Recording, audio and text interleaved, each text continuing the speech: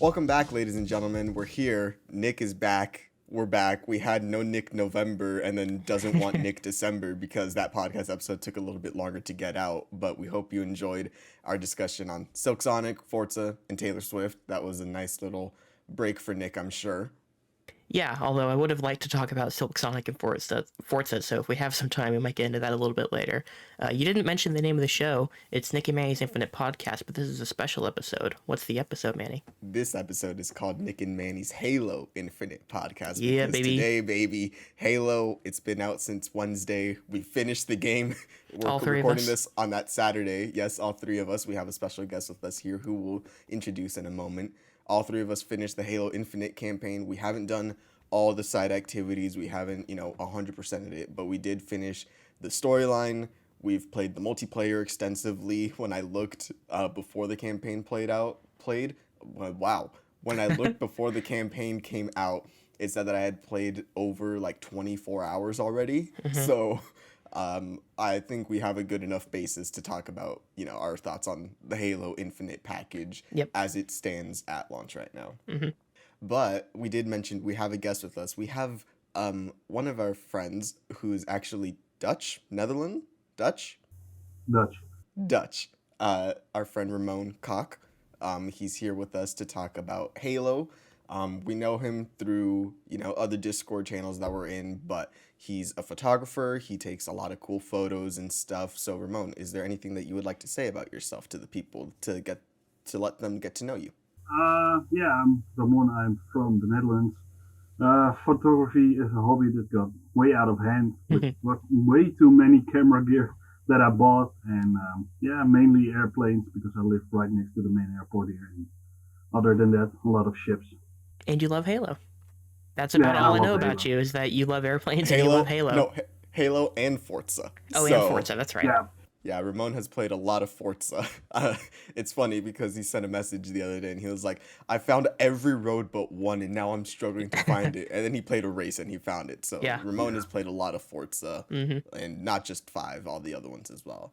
Yeah. But it's been a while. So Nick, it's been, I think, like a month and a half. What have you been watching in that time? Yeah, it's been a month and a half since we actually recorded last. I think I looked and the last episode that we did together got uploaded on like November 12th.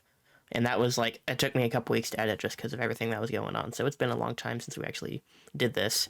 Let me pull up the letterbox. I'm not going to go into every single thing that I've watched in the last month and a half because that would be daunting and it would take the entire length of the episode.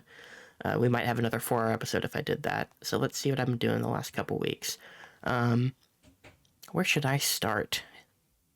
You could start with rewatching the Matrix films in honor of Resurrections. I could say that. Well, I didn't rewatch them. I'd only seen the first one, and I'd only seen it once, about like 5 years ago, I want to say. So last weekend, I watched all 3 of them, and I loved the first one, and I really like the second one, and I do think the third one's pretty good overall, too. And I'm incredibly hyped for Resurrections now. For the last several months, Licorice Pizza has been the movie I've been looking forward to most, but as of this point, it might actually be Matrix Resurrections, which I've got tickets to see on the 22nd, which I'm very, very hyped for. It's refreshing to see movies that actually just look like movies and they have ambition and they look great. And I think this is it's a perfect kind of role for Keanu Reeves to thrive in, and Lawrence Fishburne and Carrie-Anne Moss are excellent in their roles as well.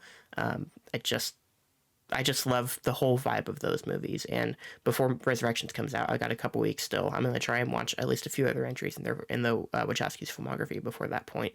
But yeah, I love finally going through the Matrix films. I've been waiting all year to watch them until right before the new one came out. So it was pretty gratifying to finally get to do that. What's your take on the Matrix, Manny? I don't think I've actually talked about Matrix with you. You ready for this? You haven't seen them. Correct. I have, I think, all 3 of them here, but I haven't seen them. I know the basics. I'm probably gonna rewatch them, right after we record this today. So I'll go watch them. But from what I've seen, I like them, and I like just the idea of the Matrix in general. Yeah, I have heard, that it goes downhill, but from what I hear, the filmmaking in it is, really good in general, even if the story isn't always there. But, there's things like the highway chase that they Hmm. built an entire highway for, what they did with the bullet time effects and all the cameras and stuff that they set up. So they were definitely revolutionary, for their time. Um, I've seen like some of the CG and some of it has not aged very well, It's but not that's all. just it's CG. Yeah, it's It's early just what 2000s. happens. Early 2000s CG is fun to look back at because they had enough of a grip on it. Like the 90s was some especially bad CG after Jurassic Park because everyone was just trying to capitalize on it and it wasn't ready yet. The 2000s CG looked better, but like early 2000s especially, it still wasn't quite there. And there's moments, especially in the third movie, where the CGI is clearly not quite there. But all in all, I think they still look great for the most part. The points where they have those effects are fairly few and far between. They're sort of isolated into specific sequences that overuse them. It's not like the entire movie is rife with like overused CGI like the Hobbit movies or the Star Wars prequels. So for the most part, they still look great, and there's a lot that they accomplish in camera, which I appreciate. Yeah, I would say just in terms of how good each movie is, they do technically go downhill, but I still really like the second one in particular. And the third one has a lot of issues, and I think it's ultimately a little unsatisfying, but all in all, I still think it's good. Especially the ending sequence of that movie is fantastic. There you go. Yeah. So what? 2 weeks till it Yeah, comes out? 22nd, so as of recording, it's 11 days away. So Yeah, it's going to 11 be, days away. yeah, so I'm hyped for that. And I'm also switching into video games for just a second because it's relevant to the Matrix. We had that tech demo, what's it called? The Matrix Awakens that dropped a couple nights ago. Yep, for Unreal Engine 5. Yep, I'm currently installing that on my Series X. I probably have to Oh yeah, install. that's right. You have a Series That's X. right, baby. I had to pause it to record this, but I'll probably finish installing it overnight and check it out tomorrow. I've heard it's only like 5 to 10 minutes of actual content. Then you can just kind of explore and take photos the rest of the time, however much you want. But I still want to see how it really looks because to this point we still have what's it called, cross-gen, I guess, where they're making games for the Xbox One and the PS4 still. So I think some games are having to be held back a little bit to make sure that they can run on the older consoles. And I still think that accessibility is a good thing, but I also am very much eager to see what happens when we finally just fully step forward into the next generation. And this tech demo, from whatever, it seems like the first true demonstration of what that can be. So I'm looking forward to that, even if it's only going to be a 10-minute experience that I uninstall immediately. I am eager to also hop into the next generation, but at the same time, I'm like, I'm still on an old Xbox and PS4, and I can't, like, afford the upgrade right now. So it's like, I'm very excited because, like, again, switching into video games for just a quick second.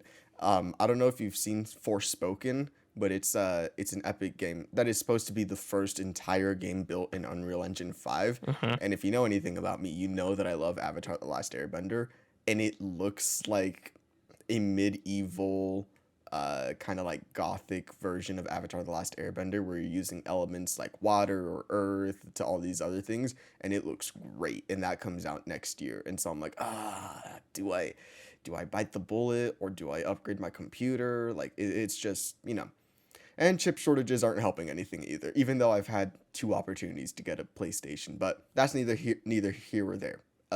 What else have you been watching? So other than those, I've watched a lot of new stuff the last couple weeks. So yesterday, as of recording, I went and saw Come On, Come On, which I talked to you about a little bit. I didn't like it as much as I hoped I would, but I still really enjoyed it. I think it feels really grounded in pretty much every sense. It feels very human, and I appreciate that aspect of it, even if it never sniffs being something like a classic for me. Like, I feel like I've already forgotten a lot of it, even though I just saw it yesterday, which is kind of unfortunate, but I like Joaquin Phoenix in this role a lot. Like, I feel like this is something that plays to his strengths more than something like Joker did, which is unfortunate because that's what he got all the awards buzz for. But I love him in this role, and I think the movie just feels very human in a good way. So I'd recommend that if you can go see it. It's a fairly limited release. It only just came here near me like a week ago, I think. And I was lucky to be able to actually see it just because of how my work schedule went yesterday. So I'd recommend that. Other new stuff I saw a couple weeks ago, I saw King Richard, which it was surprisingly good, I thought. I don't know if you've seen it yet. It looked like a better than average sports biopic from the trailer, and I was actually surprised at how much I liked it. I thought it was even better than that. I thought it was really solid. I think Will Smith will probably get Best Actor for it, and if and when he does, I don't think I'll be mad about it because he's really good. And I was worried about the stance the movie would take on his character because on the surface it seems a bit exploitative, the way he treated his daughters and was basically residing over their entire careers even to this day. I think he's still involved with them in some capacity and professional level. But I ultimately like the way the movie handles all of that, and it's just really solid all around. Yeah, I haven't gotten a chance to see it, but that's because like there's a lot of movies that I haven't seen yet because I'm waiting to watch them with my parents. Yeah. So King Richard is one of them. Encanto is the other one that I'm waiting for. So there's a couple of them that I just haven't seen yet because I'm waiting to watch with family. Because we do that around the holidays. Yeah.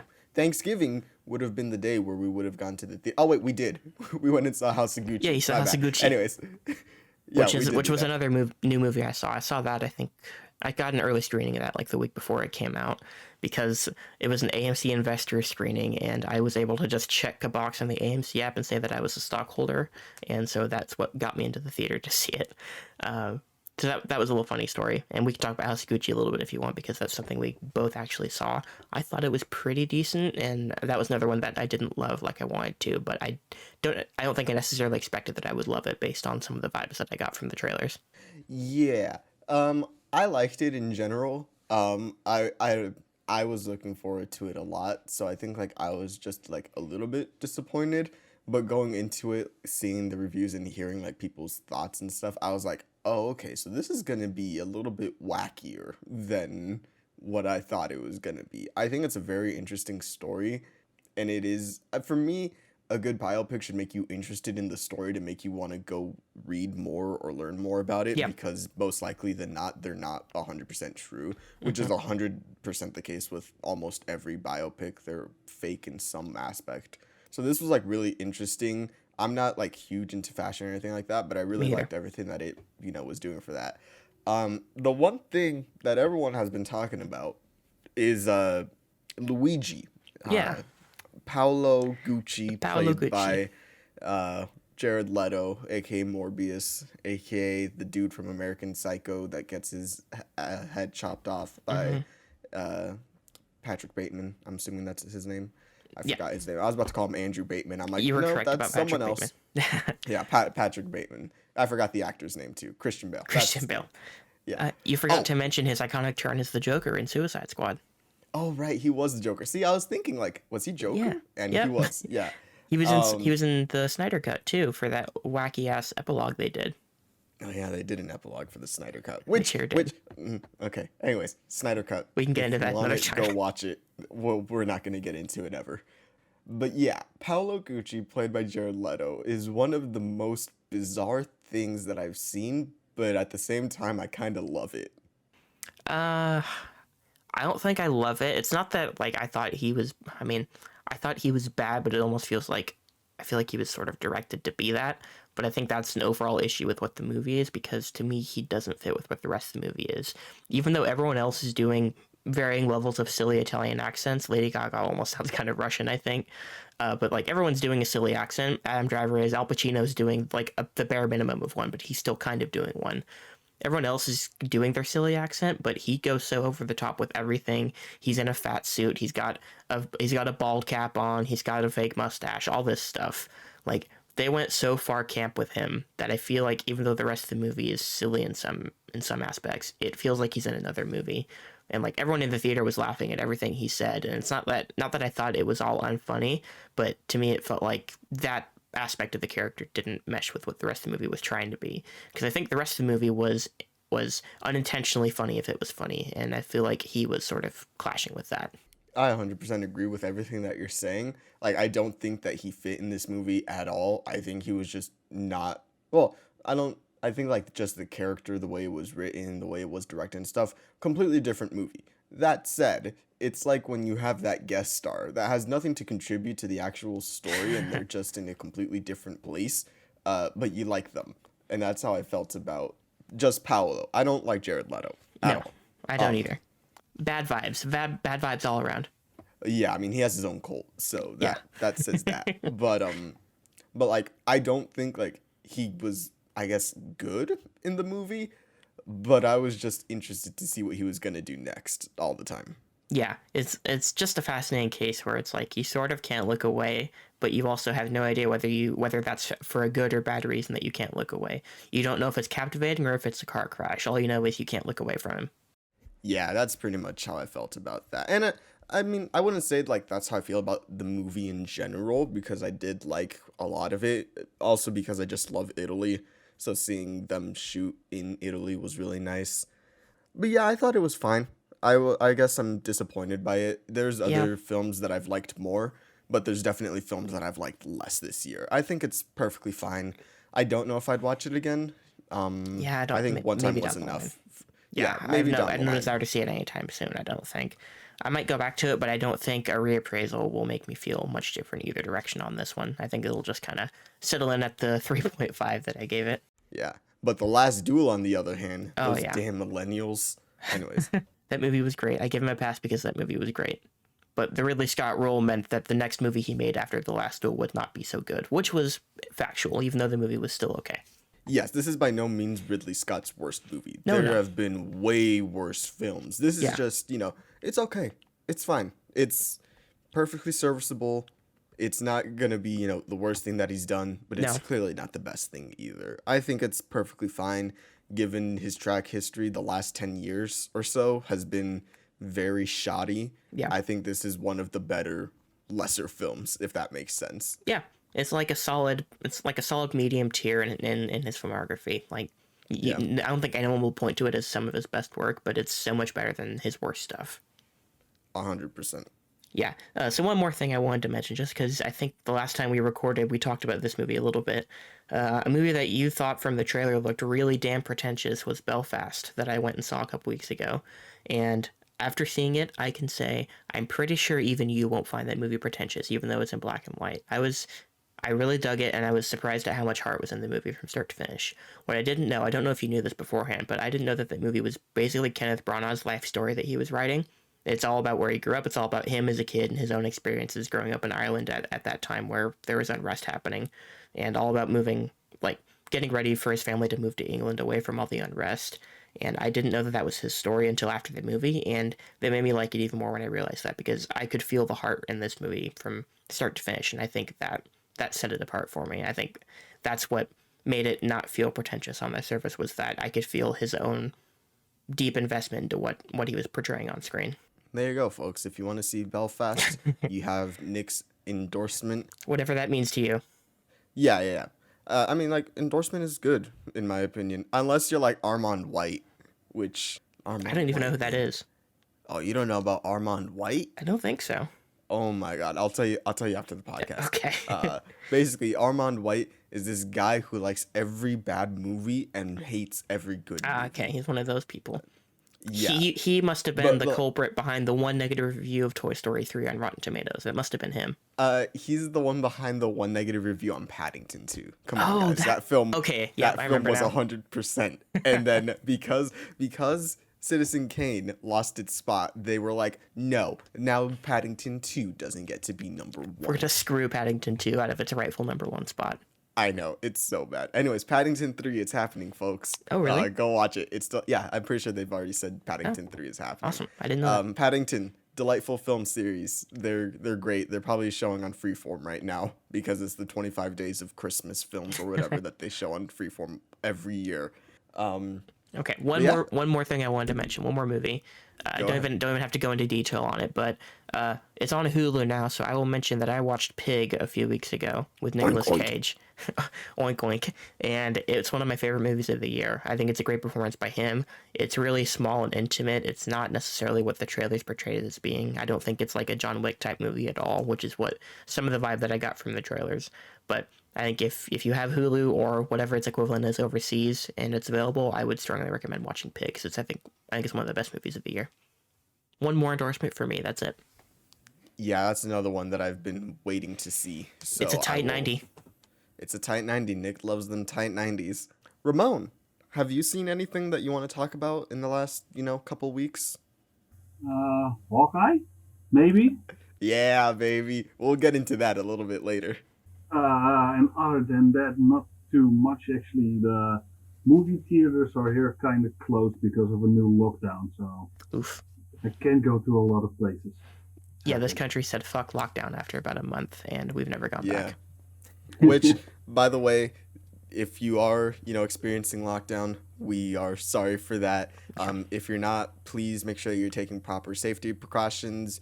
Wear your mask again if it's advised by your country or, by your state, wherever you guys are living. Hand sanitizer. If you feel that you need to social distance, please do that as well. It's only gonna get better if we try to take the proper actions. So, new variant, please be aware of that. It's coming. So Yeah. that's all I'm going to say about that, is to be safe. We want you guys to stay safe, and we want to have the experiences that, we want to have in the real world with people. Real life interactions, or going to the movie theater, and all that stuff gets hindered when people don't play their part.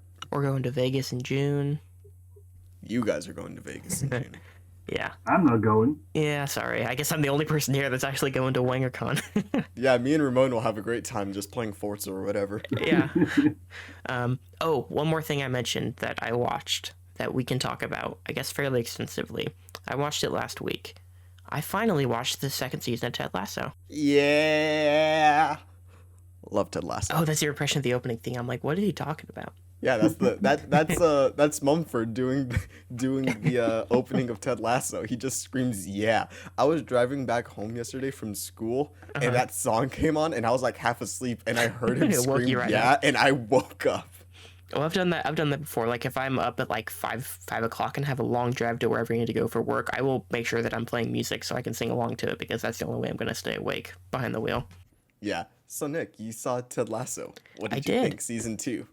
I liked it quite a bit overall, more than I expected to, because I had heard basically the general place that the season went, just out of context, like people in our Discord talking about it as it was happening, and I didn't really care, so I looked past the spoiler tags and saw what was going on. I'm like, I don't really like this, but I think in execution, all that stuff works better for the most part.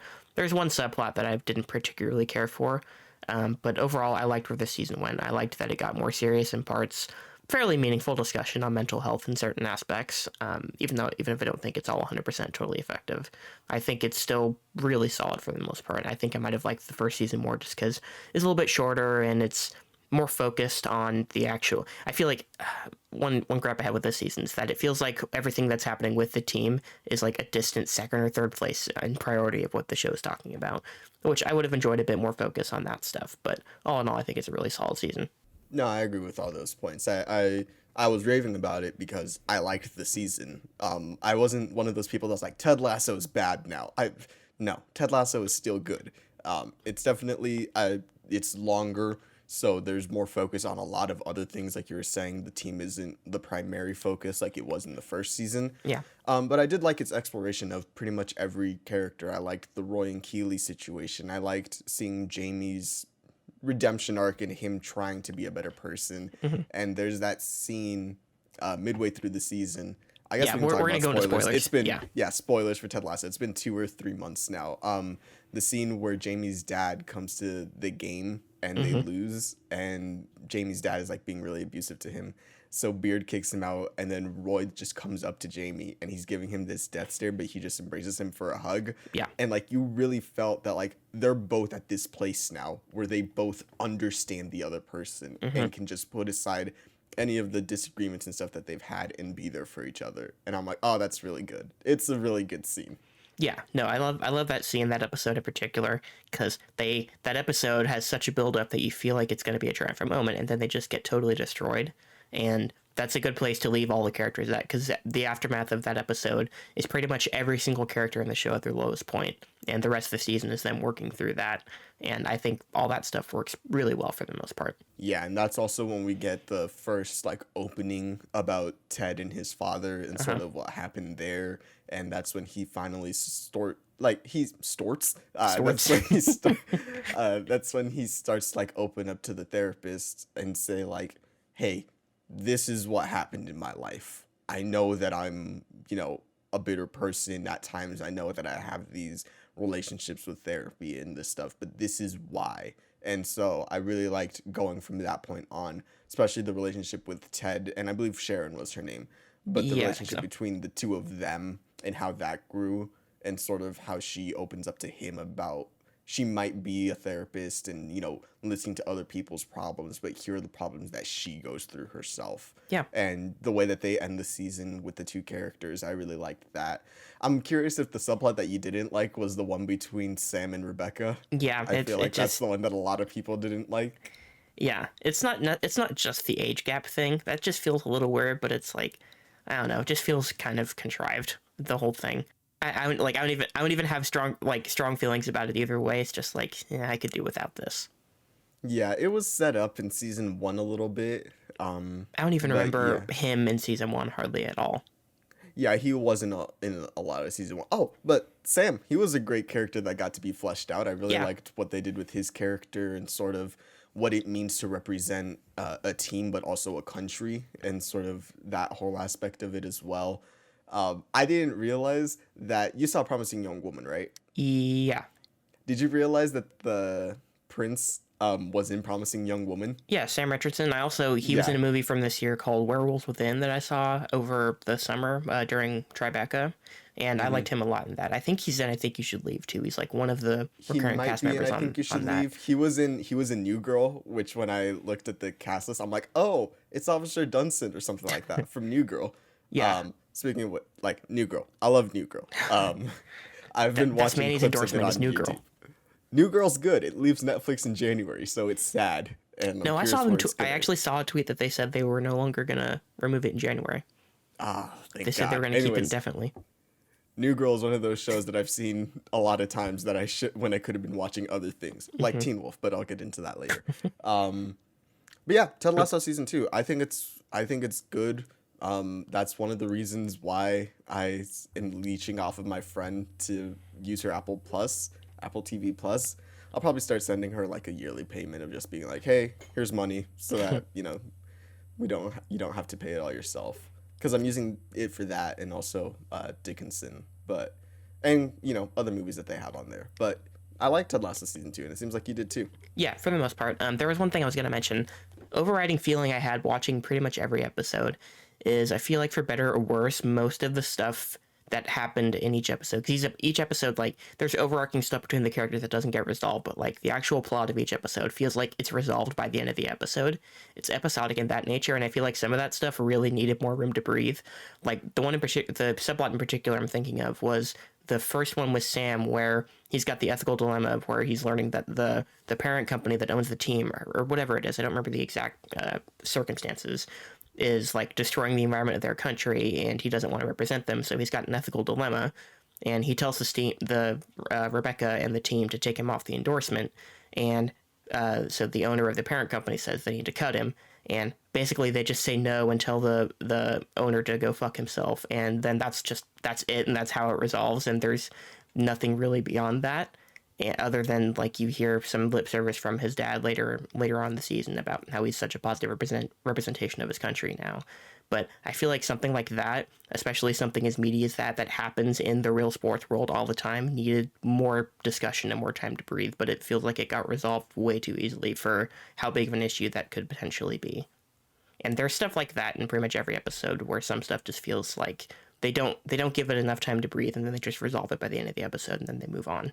So stuff like that annoys me, just because it feels like in some areas the show tries to be realistic and very human, and in other areas it feels like they go for big grand gestures and don't take certain stories to their logical conclusion, or at least don't give them the time they need to get there in a satisfying manner, I guess. I feel that. Yeah, it's not like an issue with the entire season for me, because I think the overall, where the whole season goes as a whole, is pretty good. But that's something that annoyed me from episode to episode, is I feel like they didn't get as much drama as they could have gotten out of some stuff. No, yeah, I completely understand that. Those are all, fair critiques. Everything has been fair so far. It's not terrible. I don't think there's, other than what happens at the very beginning of the very first episode of the season, there's nothing that I was like, oh, I hate this. Understandable. All right. When I got back home for Thanksgiving, me and my best friend Juan, I love you, we went and saw Ghostbusters Afterlife. Oh, okay. I'm not the biggest, Ghostbusters fan. I like them personally. I like them fine. They were just never my thing. This was a delightful film, in my opinion. I thought it was very low-key for a lot of it. You're just spending a lot of time in this little town with these characters, and you're just sort of seeing what happens with them. Because I'm not a big Ghostbusters fan, I didn't feel like there was anything that was shoved right in my face to be like, hey, here's the thing. There's a thing.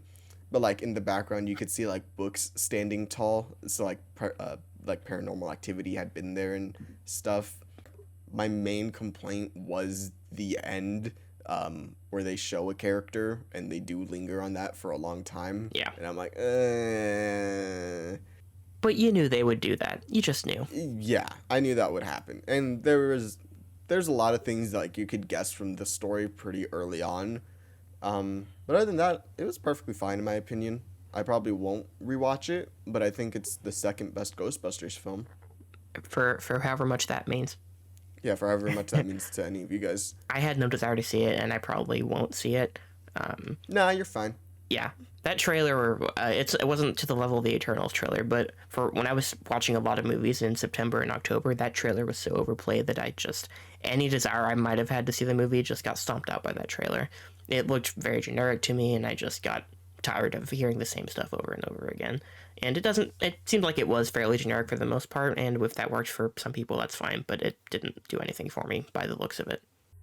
Yeah, sorry, I'm just logging another film that I watched. Okay. Yeah, I've only seen the first Ghostbusters, and it was like probably 10 years ago now, and I only saw it the one time, and that's it. That's my entire Ghostbusters experience.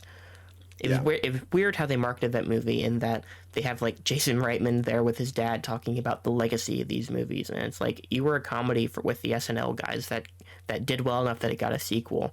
It's not this mythical thing on the level of Star Wars that has such a deep legacy tied to it. It's like you were a silly comedy where a ghost got a blowjob, and now you're trying to act like it's this big massive franchise 35 years later. Nick, you know what that reminds me of? What did it remind you of? I want to have a video of like the two of them talking about like, oh, the Ghostbusters legacy, and then cut to you and have it be like the Scooby-Doo video where Freddie Prinze Jr. is like, it's about a talking dog. It's a talking dog. But then have it be like, it's about a ghost that got a blowjob. Like, yeah, it's like that's what it was, and people who were 10 years old in the 80s or whatever loved that stuff, and that's fine. But it's not something on the level of like Star Wars is what I'm going to keep pointing to, because the vibe I got from all that marketing felt like they really wanted you to think this was a Force Awakens for Ghostbusters. And I feel like you need something with a legacy like Star Wars to make that Force Awakens approach really work. This is not on the level of Star Wars in any way, shape, or form. No, not even close. Ooh. What? Hey, we got official promo art for Thor: Love and Thunder right now as we're recording. I bet it's a terrible looking poster. You know, it has more personality than some of the other ones, but I still don't like this style of poster. And I just sent it in the group chat that we're in. We could probably cut all this out, but it's just funny. I still haven't decided if I want to see that movie yet or not. I'll probably end up seeing it, but I'll see it. I watch everything I know you do. I'm at the point where I'm picking and choosing the Marvel stuff that I watch. Like, which I'm gonna try to convince you. Anyways, I'm not watching. Yeah, I'm not watching that show. I'm sorry. Anyways, yeah. So Ghostbusters, it was enjoyable enough. Then we talked a little bit about Hasaguchi. Saw that I think that Thursday or Friday. No wait, yeah, like that Thursday or Friday. Then on Tuesday, I went and this last Tuesday, I rewatched Black Widow for some reason. Okay. It was on Disney Plus, and I'm like, I should give this movie another try. Should you? I still don't like it. I still don't like it. I don't know how people think it's better than Eternals, personally. Like, if you want to say that, like, oh, the family dynamic was more interesting, sure, but, like, it's so not what I wanted from Black Widow, and it tries to be like, yeah, we're gonna talk about all these things, and then they don't, because it's Disney and they won't talk about them seriously. No. What I would have wanted from Black Widow was for her to get a movie before she was already dead. That probably would have worked better. What I wanted from Black Widow was a Budapest movie. That's of what I wanted. Of course, because that would have Hawkeye in it. Yeah, but I mean, like, it's an important film for both of them, which we'll get into. But they make references to Budapest, like the house that she finds Yelena, her sister, in is in Budapest. She asks, like, oh, why are there gunshots in the walls? And she's like, they're not, they're arrow holes. Or, like, they're in a subway station, and they're like, oh, she's like, oh, this is comfy. She's like, yeah, me and Barton spent 3 days up here waiting. And I'm like, okay, but I'd like to see that movie. Too bad. Because everything that I hear about it always sounds so interesting, but they've never shown it. And so I'm just like, ugh. They probably never will. They never will at this point, no. But it's sad because I feel like that would have been a really interesting film for both of them. But, yeah, if they were to make that movie in like 2014, like that would have been. I think people would have been interested in that, but I don't think people would care anymore. yeah, it's been referenced since 2012, since the first Avengers movie. Like, you have that throwaway line of them being like, "This reminds me of Budapest." It's like, you and I remember Budapest really differently. Like, No, I know they mentioned it that far back, and this is me armchair quarterbacking the MCU from 8 years ago. But it's like, if you did that Budapest movie in like 2014, and then you did Ultron the next year, people would have cared about Hawkeye more before they tried to make you care about Hawkeye so much. It would have worked. It would have worked better. What came out before that? It was Iron Man 3, Winter Soldier, Thor, Guardians, Avengers, Ant-Man. They would have had to push a movie to put another movie there. They probably would have had to push Guardians to put Guardians after Age of Ultron, and then have Hawkeye take that place. And then instead of going from Avengers 2 to Ant-Man, do Avengers, Guardians, Ant-Man. Anyways, it doesn't matter. It really doesn't. Black Widow, I don't like it. Black Widow. Yeah, pretty much. I'm like, not really that good in my opinion. I think Eternals was better. Ramon, any thoughts on Black Widow or Eternals? I know that movie theaters and lockdown has been affecting you. No, I actually Eternals was the last one I saw because, as Elena put it in the Discord, I had a massive case of fear of missing out because everybody's saying like, oh, it's either bad or it's good, and I thought it was a pretty good looking movie, especially compared to a lot of other movies like Shang-Chi. And Black Widow, I mean, if they said it was a Red Sparrow sequel, I could have seen that as well because it doesn't really matter compared to the MCU if it's really that connected or not. So any Russian spy movie could have been Black Widow. Yeah, I completely agree with that. It just feels kind of hollow given that she's gone and it was essentially a setup film for Yelena, which Yelena's a great character, but it's kind of, weird. It's a weird movie. I don't like it. I don't like the placement. I don't like the story. I don't.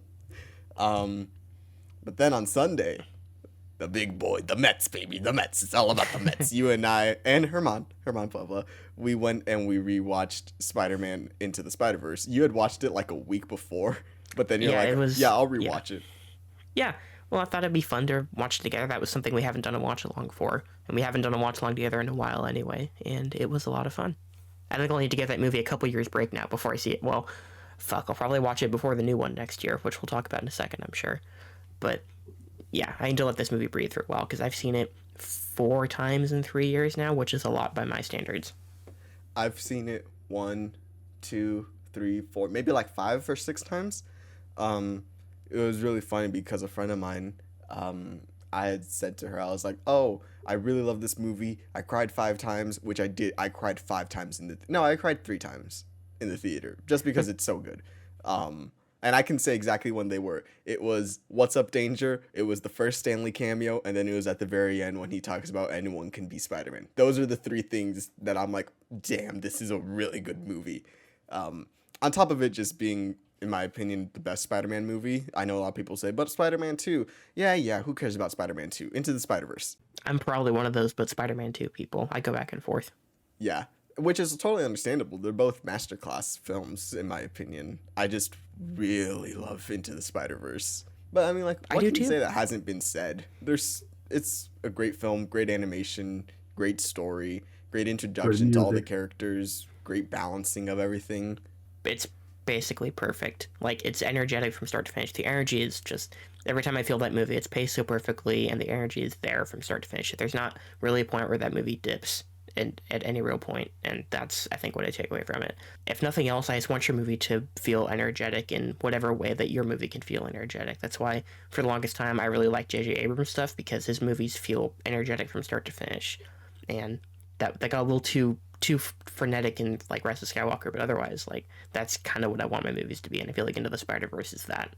Just because of how visually creative it is, how inventive it is from start to finish, it feels as energetic as I would want that movie to feel. Ramon, you were saying something before I cut you off? No, I said the great music as well in Into the Spider-Verse. I think that's what I wanted to say. in between your list of everything that's great about that movie. No, yeah, the score is really good. Yeah, when we were watching it, we just kept like singing like the score or just the songs in general because I think it's a good soundtrack as well. Yeah. I put an extra T in there. I said soundtracked. Soundtracked. Um, I saw a funny tweet last week that was like, "You guys don't understand how powerful Into the Spider-Verse was. It made me like a Post Malone song." oh, I need to send you the photo of my Post Malone painting that I have in my room. Oh yes, you do. That sounds incredible. It's great. A friend of mine got it for me for Christmas a couple years ago. Oh, I Thanks, thought you Colin. painted it yourself. No. Oh no, a friend of mine got it. It's like a print or something like that. Okay. But he got it for me for Christmas like 3 or 4 years ago. Thank you, Colin. You're probably not listening to this, but thank you.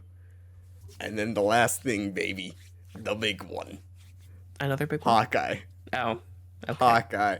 Go The ahead. show that I have been waiting for 9 years, maybe even longer, because I was introduced to Hawkeye and Superhero Squad on Cartoon Network back in 2008. Yes, that was a show. It was great. Not really. It hasn't aged well at all. But that was my first introduction to Hawkeye.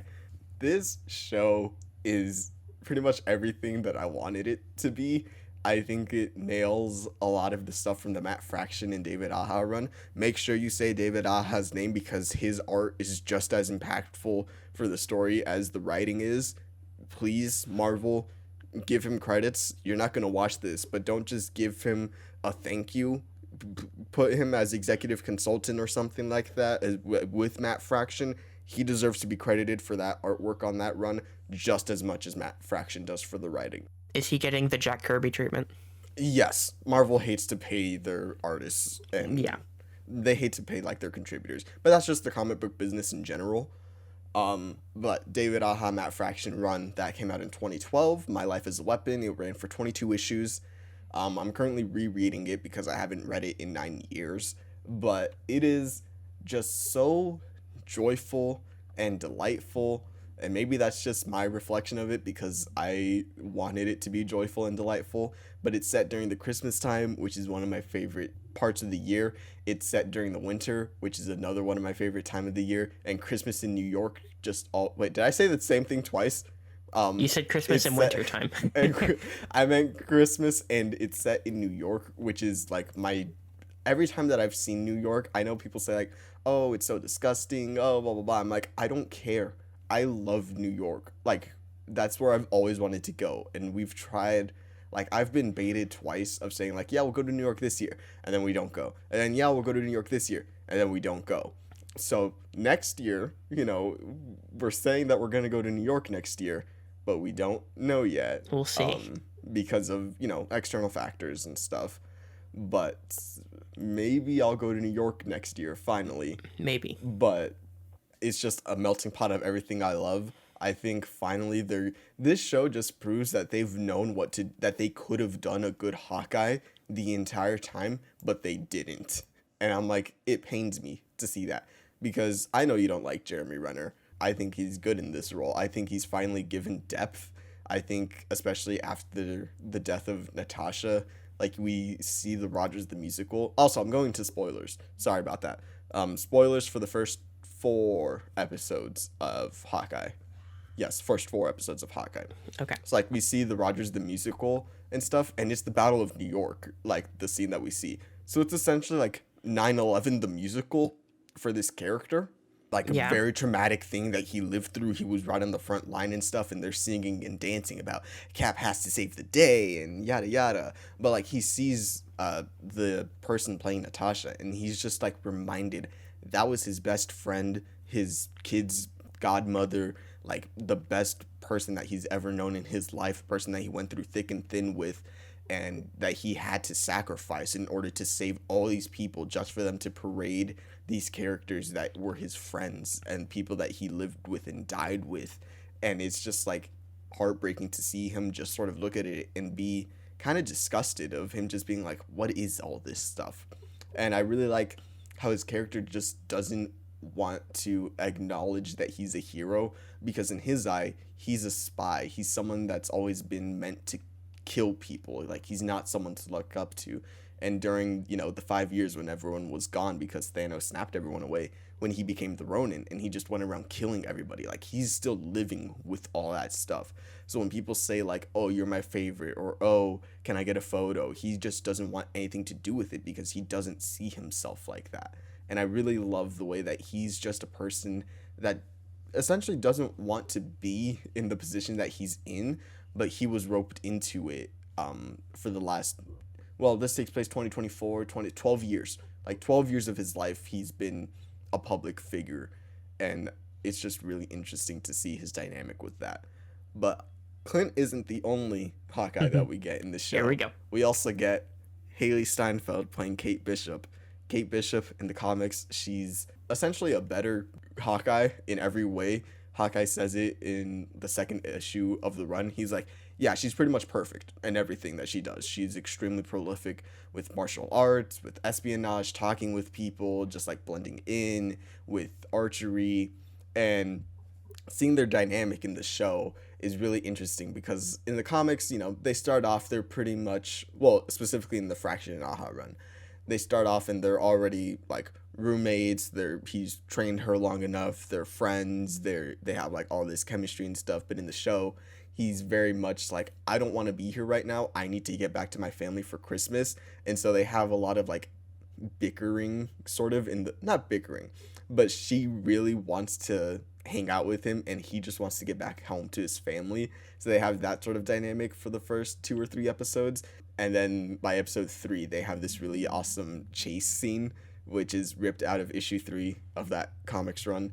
And so, like, they're going through all these trick arrows and stuff, and she starts saying, like, hey, we need to do this, but his earpiece is out, so he can't hear, so he starts repeating it back to her, and they start having communication, or, like, he starts saying, like, yeah, you really are one of the world's greatest archers. He starts to accept her more, and sort of, they have this really nice relationship, and so I really just love that relationship. And Haley Steinfeld is great in the role. I think she plays a great Kate Bishop. She holds herself with, like, poise and dignity because she's Kate Bishop, but at the same time you understand, like, she's young and Hawkeye was her favorite character for this and this reason that they established in the first couple of scenes, and it's just really a fun show. I think everyone is great. The only person that I'm like, I'm not really don't like their acting in the show is Vera Farmiga. Some of her line delivery, I'm like, that's weird. That's a weird line delivery. But everything that they've set up so far has been really awesome, and I'm loving it. I love seeing just archery in general because Hawkeye was the character that got me into archery all those years ago. But I'm really interested to see where they go with the last 2 episodes. We are seemingly getting Wilson Fisk this Wednesday, which Vincent D'Onofrio is coming back to play that role. And it's so good. I'm so happy about this show. Every week I stay up until, for me, it's 1 a.m. and I watch them. And this week in particular, I just noticed every little detail about it without even looking. Like, I would just look in the background. I'm like, oh, that's the jacket that Kate wore in episode 2. Or I would see, like, oh, that's a shirt that she wears in the comics. Like, she had a Leica shirt, and it was in Russian, but I recognized the print in particular. So I'm like, oh, that's from, that issue and all that stuff. But it's just, like, the first time that I've been this, I guess, geeky for a show. Like, it's so good. Do you like the show? I can't tell. I love the show. It's my favorite. It's my favorite show that Disney Plus has done. Well, I like Mandalorian a lot, and I like season 7 of Clone Wars a lot. I think this is better than season 7 of Clone Wars. I don't know if I'd say it's better than Mandalorian, but it's definitely my favorite of the MCU shows. WandaVision was good until it wasn't. Falcon and the Winter Soldier I also really like a lot.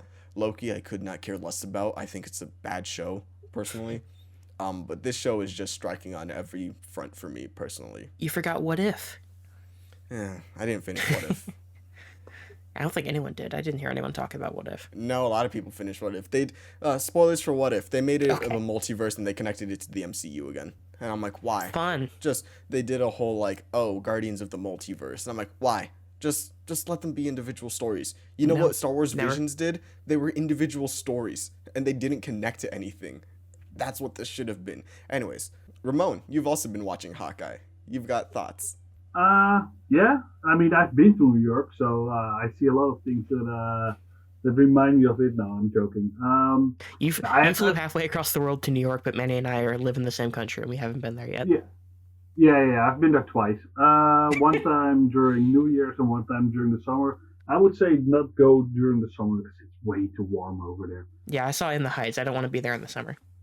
In the Heights. Yeah, I like the show. One of my friends who totally forgot that it was on Disney Plus said, "I'll start watching." And said, "Just wait another couple of weeks and just binge it because I think it's a perfect show to binge. Simply because the story is just paced so well. I think the shots are good. I think Haley Steinfeld plays a perfect annoying person. She really can do it well because in Edge of 17 she's fucking annoying as well. But other than that, I just can't wait to see how it ends and maybe what it sets up for in the future. And hopefully a lot of Haley in the MCU soon. Agree to that. I think that like talking about her being annoying, I think like that's a really good thing to talk about as well because Haley Steinfeld has played a lot of annoying characters in the past. Like she played Nadine in Edge of 17, her character in Pitch Perfect 2 and 3. A lot of people don't like. But what I find really interesting is like for me personally, like taking all my, biases about loving Haley Steinfeld aside, like I just think she plays a good kind of annoying where and a lot of people like might say like Edge of 17 she's just terribly annoying and like you don't like her, but I feel like she has this annoying but endearing quality to her. But that's just me. I don't know if like Nick or Ramon, you guys have any of the same feelings about like she's annoying, but it's never to a point like you want to just hate the character. Like it's a lovable annoying personally. Yeah, from what I remember, I only saw Edge of 17 once. I remember her being a lovable, annoying character. True Grit, I don't remember what exactly her character was like. I remember thinking she was really good, even like 11 years ago when I saw that in theaters. I haven't seen her in too much other than that. She did the voice work in Into the Spider-Verse, but other than that, I don't know if I've seen her in much more than those. Bumblebee? Oh yeah, she's in Bumblebee. Yeah, you saw Bumblebee. I don't think she's too annoying in Bumblebee, not that I recall. No. If she is, she's not the most annoying part of Bumblebee because John Cena, whatever he's doing in that movie, kind of sucks. But listen, Bumblebee has two of my favorite actors in it, so I like that movie, and I really like that. Who's the other one? Bumblebee. Dylan O'Brien. He's the voice of Bumblebee. No shit, I didn't know that. Yeah, what? Yeah, that's Dylan O'Brien, man. Okay, I'm sure I knew that, but I did not remember that. Yeah, Bumblebee. It's actually an enjoyable film. It's a solid 3.5. Yeah, it's good. I feel like that's what I'd give it. Yeah. I think it's a good 3.5 film. I bought it on Blu-ray. I've had no desire to watch it in the 2 years that I've owned it, but I did buy it. I've seen it once, liked it enough, thought about rewatching it, but it's not streaming anywhere, so I'm like, maybe one day I'll rent it or something, buy it if it's at a cheap enough price. But that's good. No, I'm excited for Hawkeye. Last 2 episodes, I think what Ramon said about binging it is a really good point because this is definitely a show where each episode ends really abruptly. And I'm like, oh, okay, now I have to wait another week to see how this ends. But other than that, no, I think it's good. Some people have weird criticisms about Kate, and I'm like, that's wrong. Some people. Yeah. Well, I mean, it's not just that one person in particular. The internet in general is just a cesspool of people being like, oh, she's too powerful. And I'm like, it's a superhero show. Go read a comic book and see how powerful she actually is. Anyway. Go read a comic book, you fucking nerd. Yeah, for real. Listen, I will send you the sites to go read the comic books. I have them all. He's got sources. I've also thought about buying the omnibus of that run because I really just want to own it. Oh, another thing. I don't know if any of you guys are into grading comics, but no idea. All right, so you know what grading comics is though, right? Don't think so, no. Oh, wow. So when you grade a comic, you'll send it to go get graded somewhere, and what they'll do is they'll evaluate the condition of it, see how the spine is looking, if there's any rips, if there's any water or room damage or anything like that. Then they'll send it back to you with a grade to see how pristine the comic book is. Okay. So 9.8 is pretty much as good as you can get for a comic book. There are a couple of 10s, but they're very rare. But if you get a 9.8, that means that your comic is pretty much perfect. People usually do this after a couple years. They'll wait maybe 10, 15 years or so, 5, depending on when comics start to get big. So in particular, the all of the Hawkeye runs in particular have gone up. They were originally like maybe like $90 or so. Now they're up to like $250, $300 for a graded comic. And I wish that I would have listened to a friend of mine who said, "Hey, you should buy this comic because it's gonna go up in price." But I didn't. So if I had got one of those, I would have been able to sell it for upwards of $300. It's not the biggest I mean, it's a huge increase when you look at it going from like 90 to 300. But there are comics that have been sold for a couple $1,000s and stuff. So it's by no means the most valuable comic or anything like that. Not by a long shot.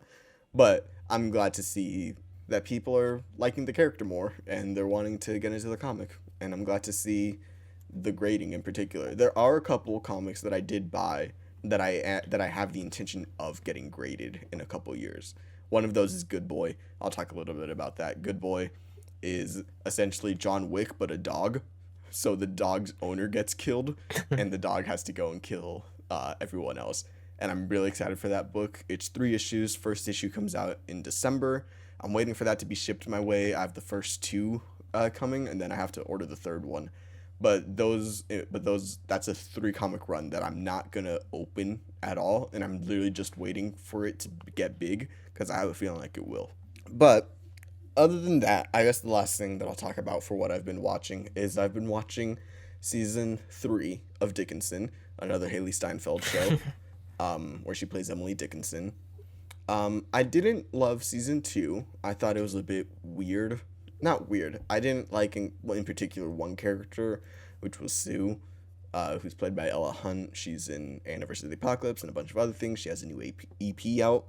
It was really interesting because I liked the first season of Dickinson. I thought it was just sort of a fun romp and all other stuff. Season 2 made me really like a lot of the characters that I didn't in season 1, and then hate characters that I liked in season 1. And then season 3 has been pretty much balanced for the most part. They've had a really interesting way of talking about the Civil War, and they essentially have 2 storylines going on.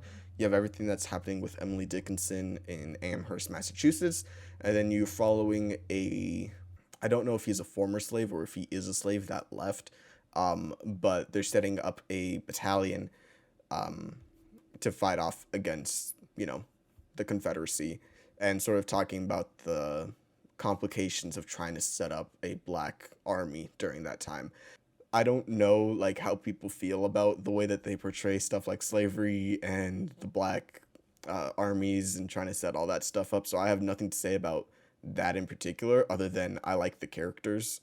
But Dickinson, it's on Apple TV Plus. It has 2 more episodes left and then the show is done. 3 seasons. Haley Steinfeld executive produced all of it. She starred in it. So this took up a lot of her time, which is probably why she wasn't doing a whole lot of movies and stuff, was she was working on the show. And now you'll get to see her in a lot of movies again. Hopefully. I hope. I know that she has an album coming out next year. Of course. She's back in the studio. Of course you knew that. Well, yeah, I mean, she's talked about it. You totally didn't see my Watch Later page, and it was just Haley Steinfeld interviews. That definitely didn't happen. His DMs are open, Haley, by the way. I'm just saying. Listen. Yes. No, outside of, looks and all that stuff, I just really like her as an actress, the same way that I feel about Dylan O'Brien. I think they're both really good in what they do, and I always like watching what they have to produce. Dylan is really hot in Bumblebee, I'll give you that. But that's been everything that I've been watching. I'm excited for the rest of the year. There's some stuff that I want to see. I want to see Come On, Come On. I want to see Encanto. Maybe I'll see West Side Story. We don't really like it in my household. I saw a really interesting clip today of a podcast interview where someone was saying does this feel like minstrel stuff for Puerto Ricans? And every time they try to bring it back, it just feels kind of weird. And I'm like, I never thought about that before, but it kind of does, because, they had brown face and they were casting white actors and then putting them in brown face, and that is, it's kind of weird. A weird relationship with that film and that story in general. I was just going to say, it's one of my mom's favorite musicals growing up, and she made me watch it a couple years ago, and I thought it was okay. The fact that it's Spielberg is the only thing that makes me want to see it, and I think we're going to see it a couple days before Christmas when we both have time off. But yeah, I wasn't rushing out to see this one. And it sounds like no one else was either, because right before we started recording, you sent the the box office estimate, and it doesn't look particularly good for this opening weekend. No, it's looking like it made $10 million this weekend on a $100 million budget, which and in that tweet, the person said, like, In the Heights opened to 11.5, and that one was like a $50 to $70 million budget. I think and it was on 50 HBO million. Max. And it was on HBO Max. And I'm like, yeah, baby, let's go. In the Heights, best movie of the year. Let's go. All about the Mets. Let's go, Mets. All about love the Heights, Mets. baby. All about the Heights. All about the Heights. You love the Heights. For those of you who don't understand, should we explain that? Yeah, I feel like we've done it a couple times this episode. Yeah. We're referencing a video, in particular the Spider-Man one, where for those of you who don't know, the Mets is a baseball team in New York, and they're like a really popular team. And so their chant is "Let's go Mets."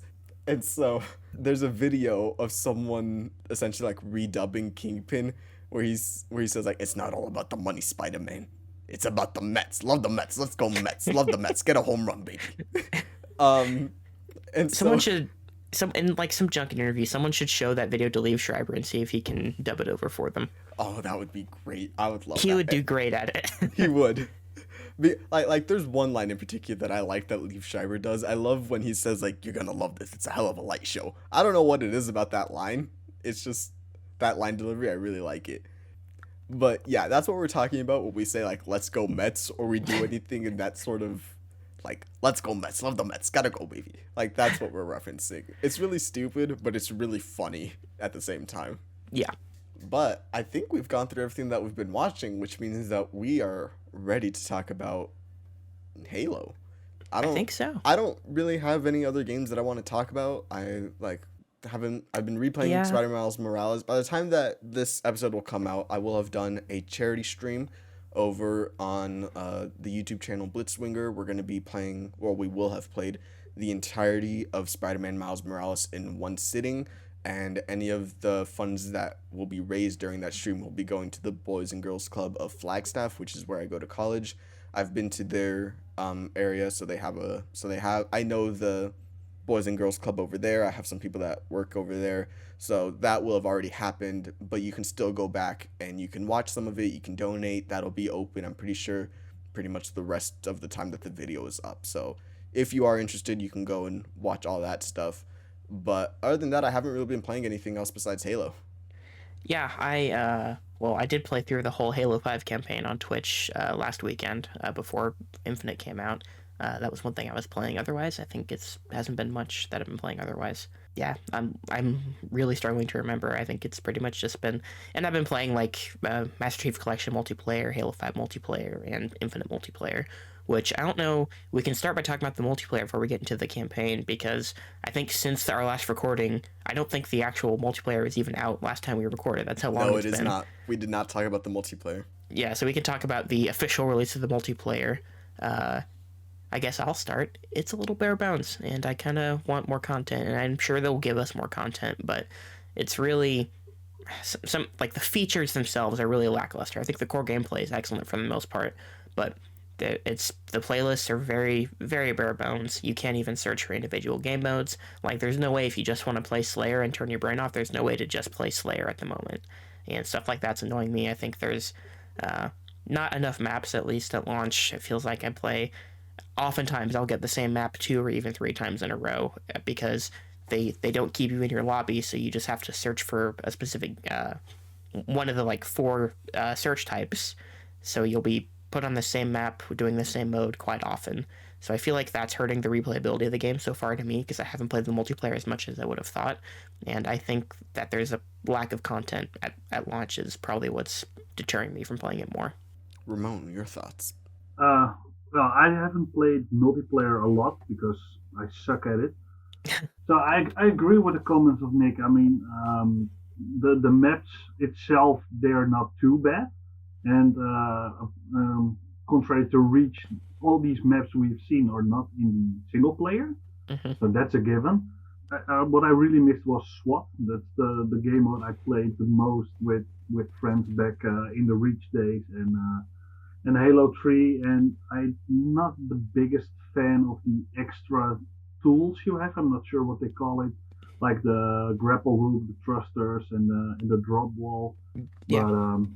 The simple Halo multiplayer is what I liked even before Sprint came to be, and basically because I couldn't make Sprint work and the bumper jumper style that they used. So I played it a bit, but I'm not the biggest fan of multiplayer to begin with. But it wasn't the worst multiplayer I've ever played. I think I've played the most multiplayer. I think you have. I'm someone that can overlook a lot of things personally if the Oh yeah. gameplay is good. We've established this with Avengers.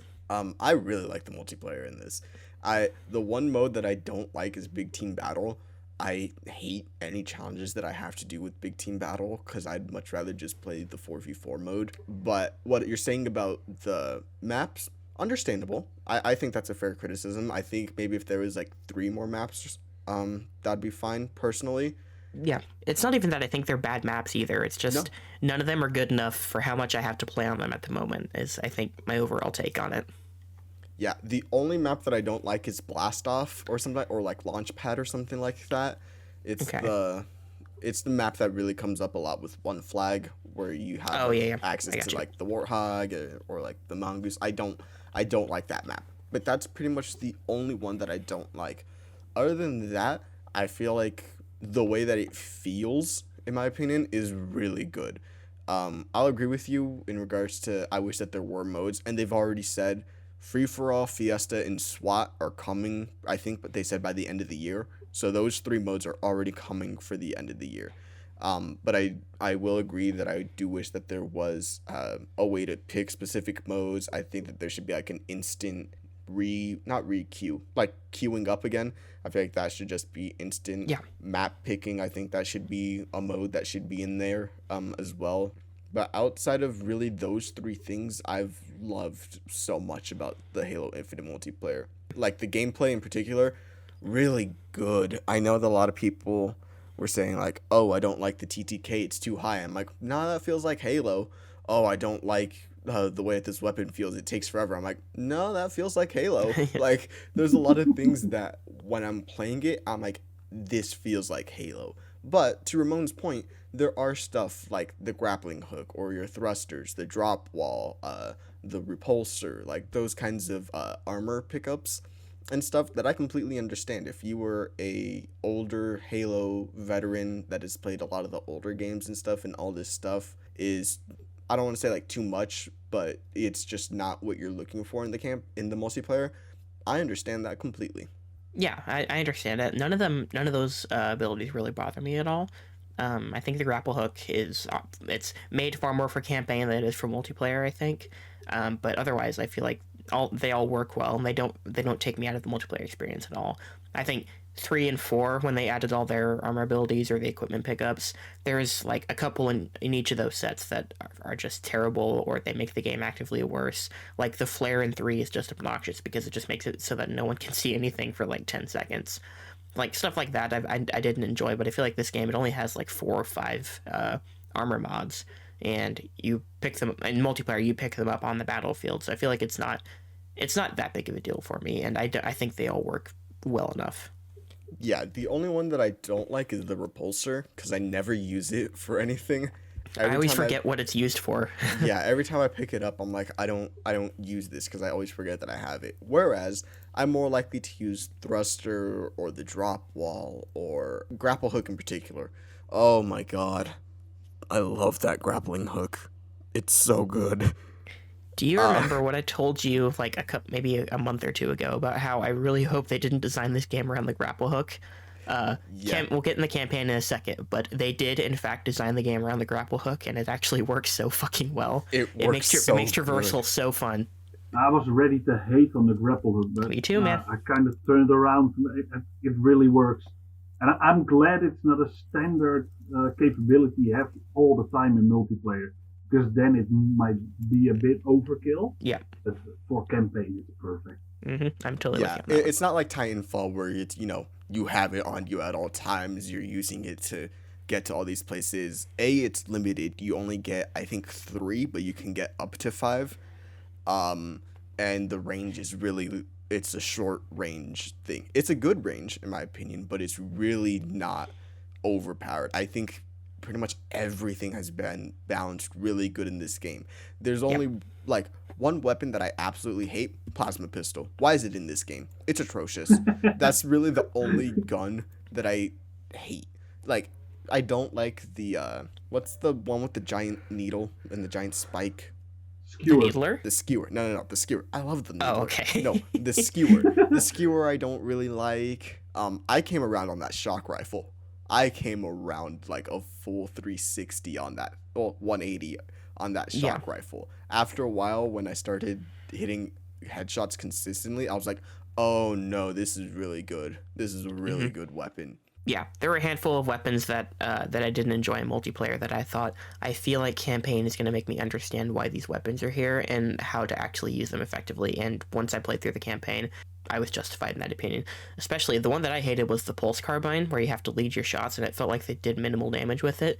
In the campaign, if you know how to lead your shots, and they obviously don't move as fast as an actual human being sprinting in multiplayer, but if you know how to lead your shots and you get headshots with it, it's as good as any other headshot weapon. That's what I appreciated with that. Stuff I didn't enjoy in multiplayer has its uses in campaign. There's nothing in the campaign that I felt like was totally useless on the battlefield. I agree with that 100%. I don't know if we want to start talking about the campaign now that we're sort of leading into it, but can I just say? Yeah, go ahead. One more thing that doesn't really feel like Halo is the battle pass system and the way you customize, because that was really a staple of all the old games, especially multiplayer, where everybody tried to make their armor look the coolest, and now it's just everybody looks kind of the same because it's impossible to try and unlock new armors and capabilities, colors, and what have you. Yeah, that's what I was gonna bring up was the stuff that is really glaringly a problem was the battle pass system, the customization, and the monetization. Those were like the three things that really hinder, in my opinion, the multiplayer. I think, in my opinion, the progression has gotten way better than what it was at launch, but it is also one of those things of like, someone will say, oh, if you just play 6 games, then you automatically get a level a day. And I'm like, yeah, but not everyone has enough time to play 6 games. So I think that it has gotten better. The challenges are a lot simpler now, but I by no means think that it's a good progression system. I think they should have, stuck with getting match XP, but challenges help boost you up a little bit. But it is a 6-month battle pass that you never lose. So people, if you play a lot of Halo, and it's definitely now if you play even just casual Halo, you'll reach the end of the battle pass. But I completely agree with what you're saying about the customization, the options being locked behind the battle pass, and lacking variety in a lot of stuff. I'm completely there with you. Yeah, customization's never been something that I've really cared about, especially in first-person games. Like, I can't see my guy when I'm actually playing the game, so what his armor looks like has never mattered for me. So in that sense, it's not the end of the world for me. Like, I'm just playing the game to play the game. If I'm playing ranked, then I care more about my actual ranking in ranked than I do anything else. But otherwise, like, it's annoying, and I think it's a stupid system, and I think the band-aid that they've put on it to where they haven't been able to overhaul the system yet, but they have it so that you get some XP toward the battle pass just for completing a match now. That's, like, basically what the system needs to be, even though they haven't fixed it to make that the default. They have it as a challenge right now. So I think that's something they're probably going to fix. Yeah, and they've already done, like, your first game is like 600 XP, then your next one is 300, then 200, then, so on and so forth. So they've already been trying to make it, I don't want to say easier, they're trying to make it more accessible to be like, we want to give you XP to see all the cool stuff that we're doing. But it is not good. It's not in a place right now where I can say, yeah, it's good progression system. No, it's not. And I will be honest about that. Yeah, and I mean, the fact that the multiplayer aspect is free to play from a studio that's never done free to play, I feel like that's probably part of it. And they had some microtransaction stuff in Halo 5. They had their rec packs, but at the very least, those were such that you could get armor upgrades, or you could get like assassination animation, stuff like that. But most of the stuff you would get was power weapons that you could use in Warzone, so there's at least a practical use to that stuff if for some reason you want to pay the ridiculous prices that those rec packs cost. I think it's $10 for like a basic gold rec pack that I could unlock in like 2 or 3 games of playing. It's ridiculous. So I think in that sense, no one actually bought that stuff. I could be wrong about that. I've never seen the numbers on that, but I couldn't imagine paying that much for some of that stuff. And I feel like they're trying to take this approach to monetization now, and I feel like they haven't figured out how to do it effectively yet. Like Fortnite or whatever, you have all those skins of popular movie characters or whatever. It's a third-person game. You can see yourself. You can see yourself playing as that character the whole time. I feel like there's more bang for your buck just by the simple fact that you can see yourself during gameplay. In an FPS game, you can only see yourself at the animations at the beginning and the end of the game before it actually gets started. That's pretty much it. So I feel like I'm sure they're making some money off of this, but it's not optimized the way it could be yet, and I don't know what the solution for them is in that aspect. No, yeah, 100% with all that stuff. It is their first. This is the first for a lot for 343. 343. 343 Industries. 343 is their first free to play, first battle pass, first open world. So it is the first for a lot of 343 stuff. I think like that's a good segue into the campaign. As we established on our previous Halo episode, Nick really loves Halo. I like Halo. Ramon loves Halo too. Yeah, Ramon also loves Halo. I do. I've never gotten deep into the lore or anything like that. I've played through the campaigns, but, I'm not the biggest Halo person. I've played through them. I've played them with friends a lot, but they don't stick with me like other campaigns do. So I feel like that's an interesting way to start because they've been sort of saying like, oh yeah, this is a nice spiritual reboot for the Halo franchise. And I'll be honest, I don't know how someone who's not in love with Halo is going to follow this campaign. Yeah, it's very simple. A lot of it's very simple, at least to start. In terms of how the game starts, it's extremely basic. You know immediately what happens. I think we'll get into spoilers since you've all played it. Yes. Let's do general thoughts first impressions. First. Yeah, we'll do like general thoughts first, and then we'll talk more about the story in specific. Yeah, as someone, I guess I'll do my bit. As someone who's been a fan for my entire life, I think the basic approach that this campaign starts with is really effective. Like, it feels much more focused than especially Halo 5 was, and Halo 4 also had some issues in that regard. This game feels much more focused from start to finish. I always feel like I know what my goal is, and I always know who I'm fighting, and I think the characterization is strong pretty much across the board. And I found this campaign to be a mostly rewarding experience. There's some stuff that drags, there's some padding throughout the game, I think. But all in all, I really dug this for the most part. And I can see how someone who's not a fan might feel somewhat alienated by this, but I feel like it's also more accessible than something like Halo 5 was for a non-fan. Ramon, your thoughts? Yeah, I agree with Nick. I mean, it kind of feels like a soft reboot kind of thing. But I think with the opponents you face, it's clear that somebody who has played maybe Halo 1 and maybe Halo 2 and 3 as well, that they can figure out what they're fighting and why and how. But yeah, other than that, I liked it, but it's definitely not my favorite Halo campaign, not even close. I wouldn't say it's my favorite, but it's my favorite in a long time. Maybe since 3, possibly since Reach. I haven't decided yet. I've played all these campaigns like at least 5 times, some of them well over 10 times. So I've played this one once and I'm fresh off of it. We'll see how it ages over time because some of them have gotten better, some of them have gotten worse over time. I definitely want to replay it just as well for the story to relive it again, but maybe not on easy difficulty next time around. Yeah. Manny and I think both played through it on normal, and I was actually surprised at how difficult it was at spots. Some of it did get difficult randomly. Yeah, there's some. I think we can get into spoilers now. We've all done. I haven't said my stuff yet. Oh, okay. Sorry. Go ahead. I know enough about Halo to follow the story pretty well. I liked it. I completely agree with there is some padding, specifically the mission Pelican Down. That's a really padded out mission. I think that's maybe like the only mission that I didn't like.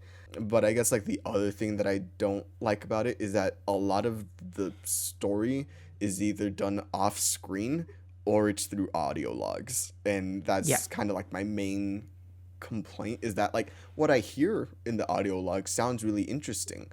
I just wish that I could play it. Like I wish it was just a little bit longer to have a little bit more of the intro and then some more with like what we hear in the audio logs. I would have liked more of that, but I think like that's a testament to how much I actually enjoyed what we got. I really enjoyed it. There was, like we talked about, there were some weird difficulty spikes. The road, for some reason, was, well, for me personally, was really difficult. There was one other fight that for some reason was difficult. But other than that, I enjoyed it. I really liked it. I like just going around killing grunts. The grunts in this game are hilarious. They're really good. They did a much better job writing the Covenant characters than they did a in much 5. better job writing the Just characters.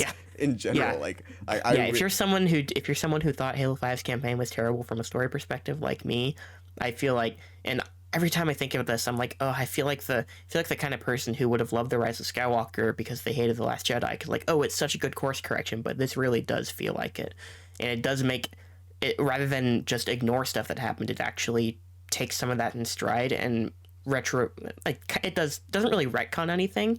It just goes down a path that helps rectify stuff that happened and helps make sense of all of it in the grand scheme of things. Yeah, it's by no means doing like what the Rise of Skywalker did, which was sort of trying to ignore as much of what happened in the previous games as possible. They acknowledge it, but they go a different route than what was sort of set up. And it's not like, oh, this was bad and we don't want to do anything like this. It's one of the lines that they keep saying is plans change. Like that is said so many times in the campaign. And I feel like this was a good campaign to be like, plans change. And it was, in my opinion, a good course correction, but I don't think it was perfectly on the right like road just yet. I think I don't either. I think it's heading there. I just think that they need to do a little bit more to get us there. Okay, so we can go into spoilers now. I think we've all given our general thoughts well enough. I like it. I would recommend it. I think it's a good gameplay. Yep. I think the open world for the most part is enjoyable. I like one of the things that like they've said when developing the first Halo games was doing a 30-second loop to keep the players engaged, and I think there's a really good 30-second loop in this game. Yeah. But yeah, I would recommend it. It's on Game Pass. Listen, Xbox Game Pass, baby. Xbox. It's all about the Game Pass, baby. Love the Game Pass. Game Pass, $15 a month. You can play it on your phone, PC, your Xbox. I said your phone already. I would be fascinated to see someone play Infinite on their phone. Yes, which we will also get into. Game Pass, it's a good deal. You can play this entire campaign on there for free, as well as other games like Psychonauts 2, which Nick has been playing through and enjoying more and more that he plays it, which I love to see that. Still haven't beaten it because I've had to. I just got busy and I've had Halo to worry about. Yeah. But I'll get back to it. I'm gonna try and beat it before the end of the year. Yeah. But Game Pass, it's a good deal.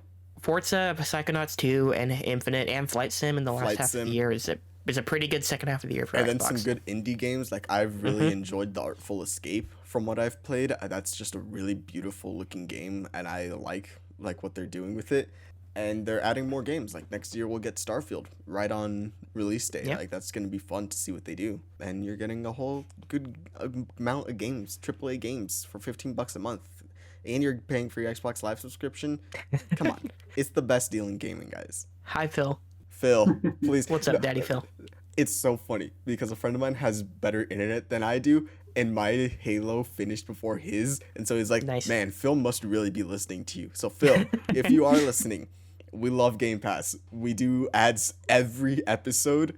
We would love if you want to do something, hit us up. I'm on Twitter, Star Wars Nerd 9. He's on Twitter, Reeves117. Come on, let's do it. I will say though, if Phil does listen to the show, he must like you more than he likes me, because my download was so fucking slow. It dropped at noon for me when the game dropped, and there's no preload, which pissed me off because that meant I had to wait to install the whole game after it came out. So I ended up playing it at like 8 o'clock that night and only got to play a couple hours of it. So I would have wanted to play more of it day one. I could have possibly beaten it on day one if I'd been able to play it, like, preload it when it came out. So in that sense, I don't like you, Phil, because my internet's terrible because I live in the middle of nowhere. Yeah, I had school Wi-Fi, but it ended up correcting itself after the first, 10 minutes or so, and then it just shot up, and it was fine. Yeah. But yeah, so we'll delve a little bit deeper into the campaign and our spoiler thoughts about it. So, I just want to sort of set up what the story is, and please correct me if I'm wrong. Okay. So we start off the game. Chief is fighting a banished officer. He's a very high ranking named Atriox. He's the leader. He's the The leader. leader, yes.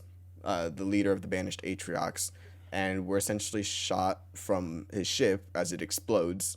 And then we meet up with the character, the pilot, who is in a pelican. He's stranded in space, and there's no one around to help him. But then 6 months pass through a series. It's not really a montage. They just do an interesting sort of, he's looking at something in one frame, and then in another he has a different look to show the passage of time. He picks up Master Chief, and they need to go retrieve an AI called the Weapon, who is a Cortana-like AI, to say the least. And she sort of tells Chief, hey, there's stuff going on this Halo ring, which is Zeta Halo, and we see that it's broken. We don't know why, and we're sort of trying to figure out why that's happening, and also what's going on with Chief, because he's starting to hear messages from Cortana. I feel like that's a okay summary of the general gist of the campaign. So what I liked about this story, I wish the opening cutscene were playable. I wish that was the actual first mission. For one, I think it jumps in a little too quickly, but I also appreciate that the entire game is basically a mystery that you're very slowly unraveling. And I like that approach overall, even though at first I was questioning, like, why is this moving so quickly? Why are we not getting to spend more time on the Infinity? Because that's the Infinity that goes down, which is the big ship from this trilogy of games, and it gets destroyed at the beginning, and you don't see anybody that was a character in 4 and 5. Like, you get audio logs of Lasky, you hear about Blue Team and Spartan Locke and all that, but you don't see any of them in this game. They're not here, and you just kind of have to roll with that part. And I think the fact that this game approaches everything as a mystery that has to slowly unravel, I think is really effective, because to me it kept me wanting to keep playing, even if there were points where the gameplay was faltering a little bit for me, and there's sequences that drag a little bit, but I always wanted to see what was happening next, because I felt like you did a good job of pacing everything out so that you were constantly getting some sort of new revelation about everything, or if it was creating more questions, they were questions you genuinely wanted to see answered. Because I had a lot of questions after the opening cutscene, or after the opening mission. I had a lot of questions after finding the weapon, and I felt like as it unraveled, everything was mostly very satisfying. Yeah, I think I agree with you on the story, but what still baffles me is that there's little to no backstory on the Banished themselves at all throughout the game. Yeah. You don't know where they come from, you don't know why they are banished, and who Atriox eventually is, and then apparently after that short beginning, Atriox is gone, and you have to deal with Escharum, which is also a massive brute chieftain officer, probably. But that still feels weird to me, because in Halo Wars 2, you get about a 5-minute cutscene explaining what happened and how they came to be. So I was thinking, well, maybe they do the same for Infinite, and they definitely don't. I was just going to say, something like that is where I definitely see Manny's point about how you have to be a fan, because I haven't played either of the Halo Wars games, but I at least have a general knowledge of what the Banished are, just from osmosis of hearing about them. So, like, I knew who Atriox was, I knew the general idea of what the Banished were.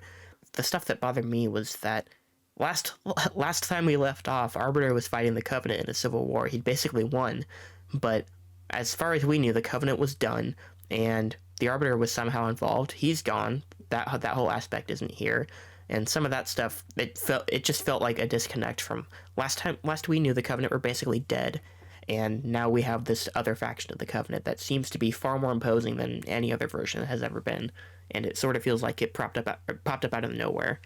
If you're just playing the mainline games, if you don't play Halo Wars, because we haven't seen the Brutes in a long time either, and they're by far the main enemy that you fight. There's some elites in there, but it feels like 75% are the Brutes. Yeah, when I was playing the game, because I haven't played I haven't played Halo Wars 2 a whole lot. I've played, very little of it, so I know these are enemies from that game. I tried not to focus on, who are they, and just, what do they want. And in this game, they want to take control of Zeta Halo, because it's a very big Halo, and it's a powerful one, and, Halos are used for weapons.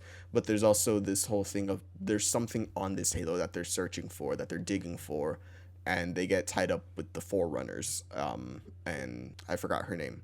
The The Harbinger. Harbinger? Yeah, the Harbinger. Yeah. And they get tied up with that whole thing because they're both trying to get something out of this Halo. And so, like, that's what I was sort of, focusing on. But I was sort of like, all right, who are they? Because I was also expecting to get some more, like, oh, what are they? And we get, like, a little bit of, like, oh, the reason why they're doing this is because Aatrox is dead and they want to be remembered for yada yada. But it wasn't really that interesting. Yeah, it's very, and Escharum especially as a character, I feel like I've seen this type of character before where they're dying and they want one last, like, final fight. Legacy is, like, the most important thing to them. And I found that enjoyable enough, like, as a motivation for him. It's more interesting than just we're a fucking religious cult that just wants to activate them because we think this is what our religion has told us to do, which is what the Covenant were in the first 3 games. It's different, and it's not necessarily as good of a motivation, I guess, in terms of, like, the grand scheme of things. But I found it interesting, at least for how this game works, because their goals are different than just what we've seen in the biggest games of this series, which is they want to activate the rings and you have to stop them. There's at least a different wrinkle to it this time. Yeah, which was I've talked to some people and I've seen, like, online people's sort of complaints about the story is that they're like, well, what's the motivation? And it's also, I think, like, I don't know how far they actually got into it because I was talking with some friends and I'm like, this feels sort of like classic Halo. And they're like, yeah, but you're just sort of, like, thrown into the middle of it. And I'm like, you start Halo 1 thrown into the middle of it. You start Halo 3 in the middle of a battle. Like, that's sort of what I think, like, Halo starts as. But I think, like, for me personally, like, they've always been mystery games. Halo 5 is, why did Master Chief betray the UNSC? Supposedly, Well, the trailers were. The trailers were that, yeah. And it was them trying to capture Master Chief to kill him and stuff. And, all the games, in my opinion, have always been mystery games. Like, they're always like, we're discovering pieces as we go along. And so that's what I've felt with 5. Well, not 5. With Infinite, is that it's a mystery game. Yeah, you should know about, like, the Banished and all this other stuff. But for me, the main focus was Chief, the weapon, and Cortana. What is the connection between all 3 of them and this Halo ring? And I think that was a really good execution of that because we get that revelation about the middle of the way through. Again, spoilers. The weapon is an exact replica of Cortana. And so, like, seeing that relationship of you're hearing Cortana through Chief, and we get, like, that monologue from Cortana where she's like, what would you do if you knew, like, when you would die, or something like that. Yeah. And all that stuff. And then that comes back at the very end when she's having that conversation with Aatrox. So there's a lot of, like, stuff that they set up, in my opinion, between the 3 of them that really just was keeping me going of, like, I want to know where the Cortana, Chief, and weapon storyline in specific was going on. I feel like the Banished were really just there to provide a threat, and also because they're more related to Cortana than they are to Chief, because Cortana started to do that siege on everyone. Like, we saw the flashback where that group of Spartans dies because they blow up the ship and all that stuff. So it's really interesting. In my opinion, I was interested more in that aspect of the story, the mystery of what happened to Cortana. And I feel like that was really interesting for the story and the campaign, and I liked all the stuff with that. Yeah, I did too. And I like when I talk about the mystery, the thing for me was at the end of the first mission, or I guess into the second mission. I think at the end of the first mission, you learn that Aatrox is dead, and you're like, wait, what the fuck? He's the guy who just destroyed the Infinity. It's like, okay, this is weird, but I'll roll with it because I feel like it's leading somewhere. And his part eventually does lead somewhere, not as much as the other revelation, which is that Cortana is dead and she died off screen. So the whole game, at least I'm questioning, like, is she really dead? Are we going to encounter her at the end? And I was actually surprised that she is in fact really dead, even though you do encounter her in some form at the end. That setup was a good hook, was like, Aatrox is dead and Cortana is dead, and both of these happened off screen, and I just knew it's not like they're not going to leave that alone. That's going to be the driving force. You're going to slowly learn more about it. So even though she dies off screen, you learn everything you need to learn about it. And I think the revelation, even with how slow it actually reveals itself, is effective. And I think at the end it pays off really strongly. Yeah, and I especially like how they showed why the Banished are dead set on activating the ring, and having I think we can say another time, spoiler, how they do the endless Mm-hmm. part on the end, basically giving the game an open end. How they set that up, and apparently Atrios being alive, which kind of became clear that it was an open end and predictable that he was going to show up Mm-hmm. somehow. So I'm really guessing, is Cortana really gone or is she not? Even though the weapon basically is Cortana 2.0, I think she might show up somewhere in the next game.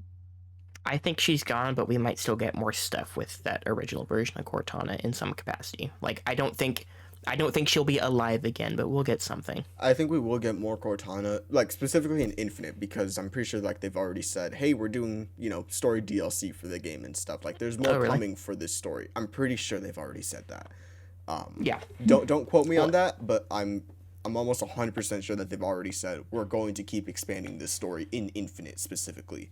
I was wondering about that because it's like, especially the title of the game would suggest this is going to be the Halo that lasts for a long time, longer than any other game in the series. Yeah, which they've said like, hey, we want to set up Infinite to be the new start of Halo and the new era. So I'm assuming like this is going to be not essentially like their destiny, but they're going to keep doing some story stuff for this game. But they've said that this has a run of 10 years, at least. Yeah, that's what at least said. on the multiplayer side. So at that point, I feel like at some point you've got to do some story DLC, and I think people will be here for it because it's Halo campaign. Yeah. And every time a new Halo campaign comes out, I'm amazed. Like people who aren't even into Halo, like whenever a new game isn't just coming out, they're always back for these campaigns.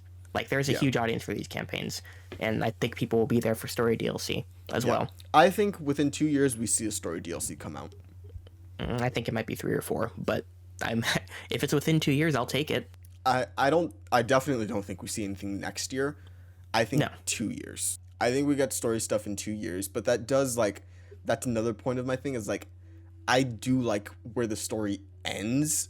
I just want more of that. Because I think like the beginning 4 or 5 missions or so are kind of like meh.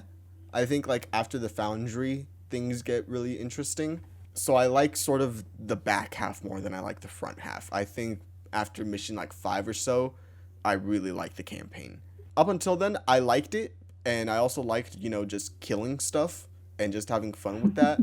But sort of when we start to shut down the spires, I really just like it. I've said it before, I do like the weapon in this game. I know some people were kind of like mixed on her, but I think by the time we do get that halfway point, I like her, and I really like the first time that Chief is about to shut her down, and then he doesn't, and then it comes back later, and she's like, you were going to shut me down, and sort of you see the reason why is the reason why he couldn't save Cortana, and sort of him not wanting to repeat all that stuff, but by the end of the show, you see that he gets that closure with Cortana, because that was I liked that aspect a lot in this game where they're like, I did too. Chief is here in Cortana. Why?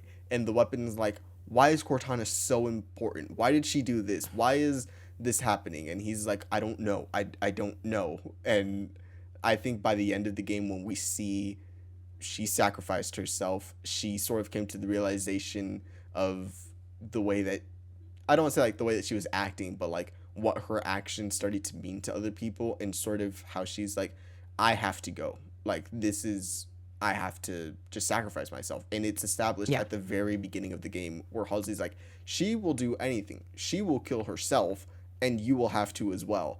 And sort of seeing, like, she took that price that he didn't because he was the one that had to be able to do it. Because she thought that she could do it by herself, but she couldn't. And so I really liked everything between Chief and Cortana. Yeah, I loved all that stuff, and I appreciate... Like, this game by far does more with Chief as a character than any other. I feel like you get more of a sense of his empathy than you do with anyone else. And I think a lot of that comes down to the pilot being one of only, like, 3 ally characters that you even have in the entire game. And I think when I talk about this game being very basic, at least at the outset, him with the pilot in the first few missions is kind of mainly what I'm talking about, because it's very basic. It's like you get the dynamic immediately. The pilot is like just scared to death. He wants to go away, and Chief he has to keep trucking. He has to finish the mission, and you can tell what their dynamic's going to be. And I think it's perfect, and I think it does a great job, especially in the middle part where you get that conversation between them after he rescues him from the Pelican and the Pelican Down mission. Chief for the first time, at least with another human character, you feel like he's actually empathizing with someone, and he has his own lived experiences to use as advice to help someone.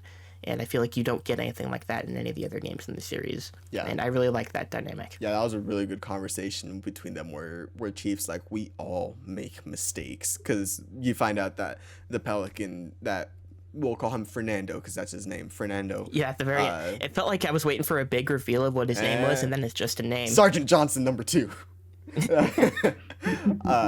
No, but you find out that Fernando essentially stole the Pelican and he was just drifting through space for that amount of time and stuff. But I really like that conversation between the two of them where Chief is like, we all make mistakes, and you get everything, like you see the weapon in her reaction. Chief is fine. I feel like this is the most human Chief has been. Like, by far. Like there's that really, it's a cute interaction where the weapon and Chief are talking and the weapon's like, so let me get this straight. You can make jokes. And he's like, yes. And yes. like, it's just like small things like that where you're seeing Chief is this, you know, larger than life personality in the world of Halo. Like, he is the Spartan. Everyone says that throughout the game. Especially in this game. I like that his reputation precedes him in this game. Like, everyone knows exactly who he is. Yeah. Like, on the Covenant side of things. Yeah.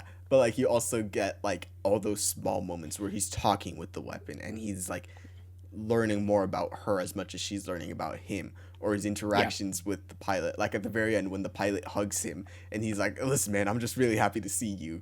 Like, it's like those things where I'm like, the relationships that they built with Chief and all the characters worked for me. Even if I think the pilot was too high strung for too much of this game. Like, he looked like he was on coke. Like, those eyes, we talk about, like, facial animations and all that stuff. And he was adrift in space for 6 months, bro. Yeah. And for the most part, like, the facial animations in this game are good. Like, animations in general, I think, are good in this game. But his eyes looked like they were going to pop out of his head every scene that he was on for, like, the first... It's a stressful situation, okay? Pretty much, I think, up until right after Pelican Down, he looked like he was about to pop every single, like, scene. And he talked with his mouth grit like this the entire time. And I'm like, okay, I understand you're upset. But, like, you know who Master Chief is. The Covenant know who Master Chief is. I feel like you would be a little bit more calm at that point. Like, there's that really cute interaction at the beginning where he's like, do you have a weapon? And he's like, all I have is this pistol, one shot. He's like, that's all I need. He's like, you're going to take out an entire ship with that? And he throws the explosive barrel and he shoots it, and then he gets an assault rifle from one of the dead UNSC soldiers. Yeah. And, like, he keeps going. He's like, all right, I see it now. And I'm like, I feel like at that point he would have, maybe not at that point. I think, like, once they say, like, no, we're staying on Zeta Halo, I feel like give him one more mission of him being high strung and then sort of start to calm down. And he does calm down, but he's still too high strung for me. Yeah. Yeah, I really like that opening. That opening does a good job of making you feel like you are at your lowest low. Like, as for all you know, the UNSC is just Chief and this one pilot, and all they have to fight the entire Banish with is one bullet and a pistol. Like, that's it. I love that that's how the game starts, and I wish more of the game felt like you were in a truly desperate situation, because once you get down onto the ring, it doesn't feel like a truly desperate situation like the beginning of the game does. And for that, I would say play Legendary. Yeah. Oh God. Yeah. Like, one thing that with open world games, and this is different than other open world games, it's not as in depth as most open world games that you'll play, but games like this where you're slowly, I felt the same, I think, in Assassin's Creed Valhalla, where you're slowly capturing different territories, is that you're basically the entire game is you tipping the scales in your favor, and then at the end of the game, it's like we're dominant now. Like, we've taken, in this case, most of the ring from the Banished. It's like we are in control now. You don't feel like the situation is as desperate as it should be, like, from a writing perspective. Near the end of the second act or beginning of the third act is when you should be at your lowest low. And it feels like that's not exactly the same here. Even though I think the mission where the pilot gets captured, like, I was locked in at that point. Like, yeah, I'm going to go fucking save this guy. I think that mission does a great job in that regard. But I wanted more of the game to feel like that. I would say if you don't do any of the open world stuff and you just go and beeline the story, I feel like you would get that. Yeah, and I still skipped most of the FOBs. I think I only captured like 3 of them, and only did like maybe 1 or 2 of the. I need the big... 2 more. I think I need 2 more FOBs. I did 5 of the bosses. So I did more open world stuff than most. Well, between the 3 of us, I think I might have done the most. I'm not sure I think how you much did. Ramon did. I did a couple more. I took the longest to finish the campaign till the end That's true. of the 3 of us. And because you are in a different timeline than we are, you probably had more time with it than I think Nick and I Timeline. did. Time zone, Ramon's whatever. somewhere else in the multiverse. Yeah, time zone, whatever. But yeah, I think like I can see your point about like it. What we're playing and then what we feel are very different because like we're being told, hey, we're at the lowest of the low, but we've captured a dozen FOB bases and we're we have control of the ring. Yeah, so I get that. Ramon, you were gonna say something? I think what Nick says is if you to tip the scale in your favor, if you catch a couple of those FOBs, you can just spawn a scorpion tank every time you capture a new one. So when I finally had that possibility, I just always chose a tank and started driving to the next part of the story, just maul down every enemy I saw, and that made it really easy. I mean, I think one of the spires you had to deactivate with the 2 raids and a couple of ghosts. After you could steal a banshee, that was probably the most difficult one to take. But I think that's about it. And I think that the setting of the first part of the game is a bit boring because you have the same looking structures, you have the same surroundings. There's no daytime, nighttime switch that much compared to the other games. Yeah, the nighttime doesn't feel very dark, and it also goes back to day very quickly. Yeah, and it basically feels like the first mission on the original Halo ring in the first Halo. Because then you have the 3 Marine squads that you need to save, and it's just the XXL version of what you did in that game. Compared to the other games that had a real diverse setting compared to this one. Yeah, I think the open world is mostly enjoyable to explore. Like Manny said, the 30-second loop, it feels like you never go that far without encountering different characters or different people to fight or finding different Marine squads to save. It's never too long that you're just exploring with nothing going on, no music in the background. It always feels like you're doing something. But I feel like it's overall lacking in variety because if you're on the surface of the ring just exploring the open world, it's just grassland. Pretty much the entire ring is just that. And then you're just capturing FOBs or you're taking out targets of interest. Like it's the same stuff over and over again. And I don't know. I like that. I like this different approach to it, and how I like the non-linearity, I guess. But I also feel like it's not like a true open world game in that sense. It doesn't feel like it has enough variety for that. Yeah, and this is like one of the, like, I agree with this point a lot of people were saying, is that I think the variety is lacking. Like, I would have liked if maybe, one of the parts of the islands was all snowy based. Like, that would have been cool if one of the places, like, on the Halo ring was, like, more snow based, or, like, even mission variety. If we are, gonna be, like, on the outside, let's have it be a sniper mission in the open world. But a lot of it is sort of, like, due to the UNSC is gone. Like, you are by yourself. Well, seemingly, the UNSC is gone. You're by yourself. So there's no, like Sergeant Johnson or someone to say, all right, we're going to go do this. Here's the equipment and all that stuff. Like, it is transitioning from open world into these missions, and most of them are inside. So they all sort of look the same, which I 100% agree with. I would have liked more variety visually, and then from, like, a mission standpoint. Give me some more, like, we have the long road to perdition, open road warrior. What was the name of that? The road? It's literally just the road. Road. Anyway, SpongeBob reference. But like, I feel like there could have been like maybe like 1 or 2 more, vehicle missions. Even though I don't like the way the vehicles control in this game, outside of the Ghost, I think the Ghost is the only good one. But, like, the other issue with vehicles is that there's no visual indication of when you're about to die. So there were a lot of times where I'm just, chilling in one of the tanks and stuff, and then I just die. I'm like, Okay.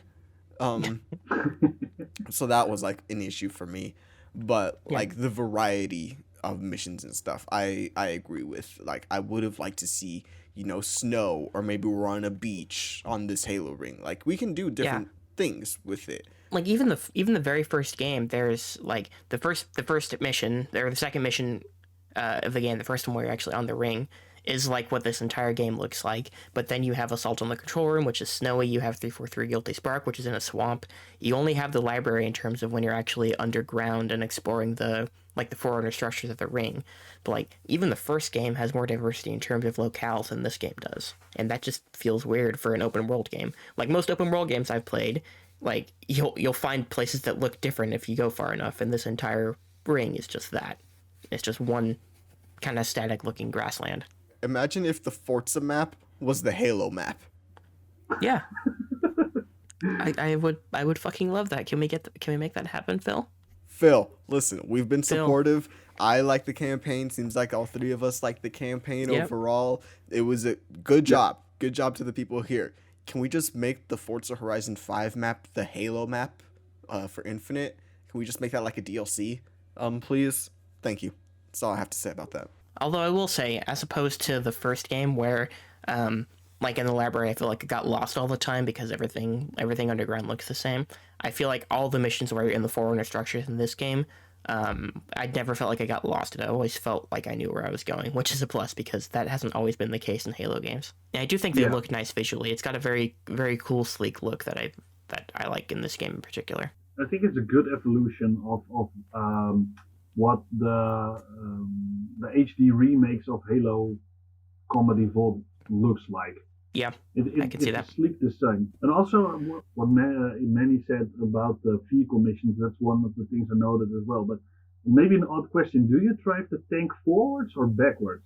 What do you mean? Well, do you go, if you're in Scorpion tank, do you drive forward with the gunner in front of you, or do you drive backwards that the turret is more up front than normal? Forward, I guess. I've never driven anything different than that. Okay, then I'm the only idiot that drives it. Okay. Okay. I've never tried that. Then the steering is even worse, but the main advantage is that your turret can go lower and your turret is more up front than normal, because when you drive the tank normally, you have the entire front section exposed before you can fire, instead of if you drive backwards, you can shoot a bit earlier than if you drive it normally. Yeah, I've never thought about that, but I might try that next time now that you mentioned that. Please don't do it in this one. Okay. No, the driving in this game is terrible. Yeah. It's really bad. Like, they're so inconsistent with the handling. Like, I think Reach is the best all the vehicles handle pretty much, but they got worse in 4 and 5. They got, like, it's obviously bad in the first one just because that game is unrefined in that regard. But, like, they got better in 2 and 3, and they were great in Reach, and they've just gotten worse. Like, I don't get it. And the amount of things that can stop you from driving. I mean, in Forza, you can maul down entire trees from driving 15 in a Mini.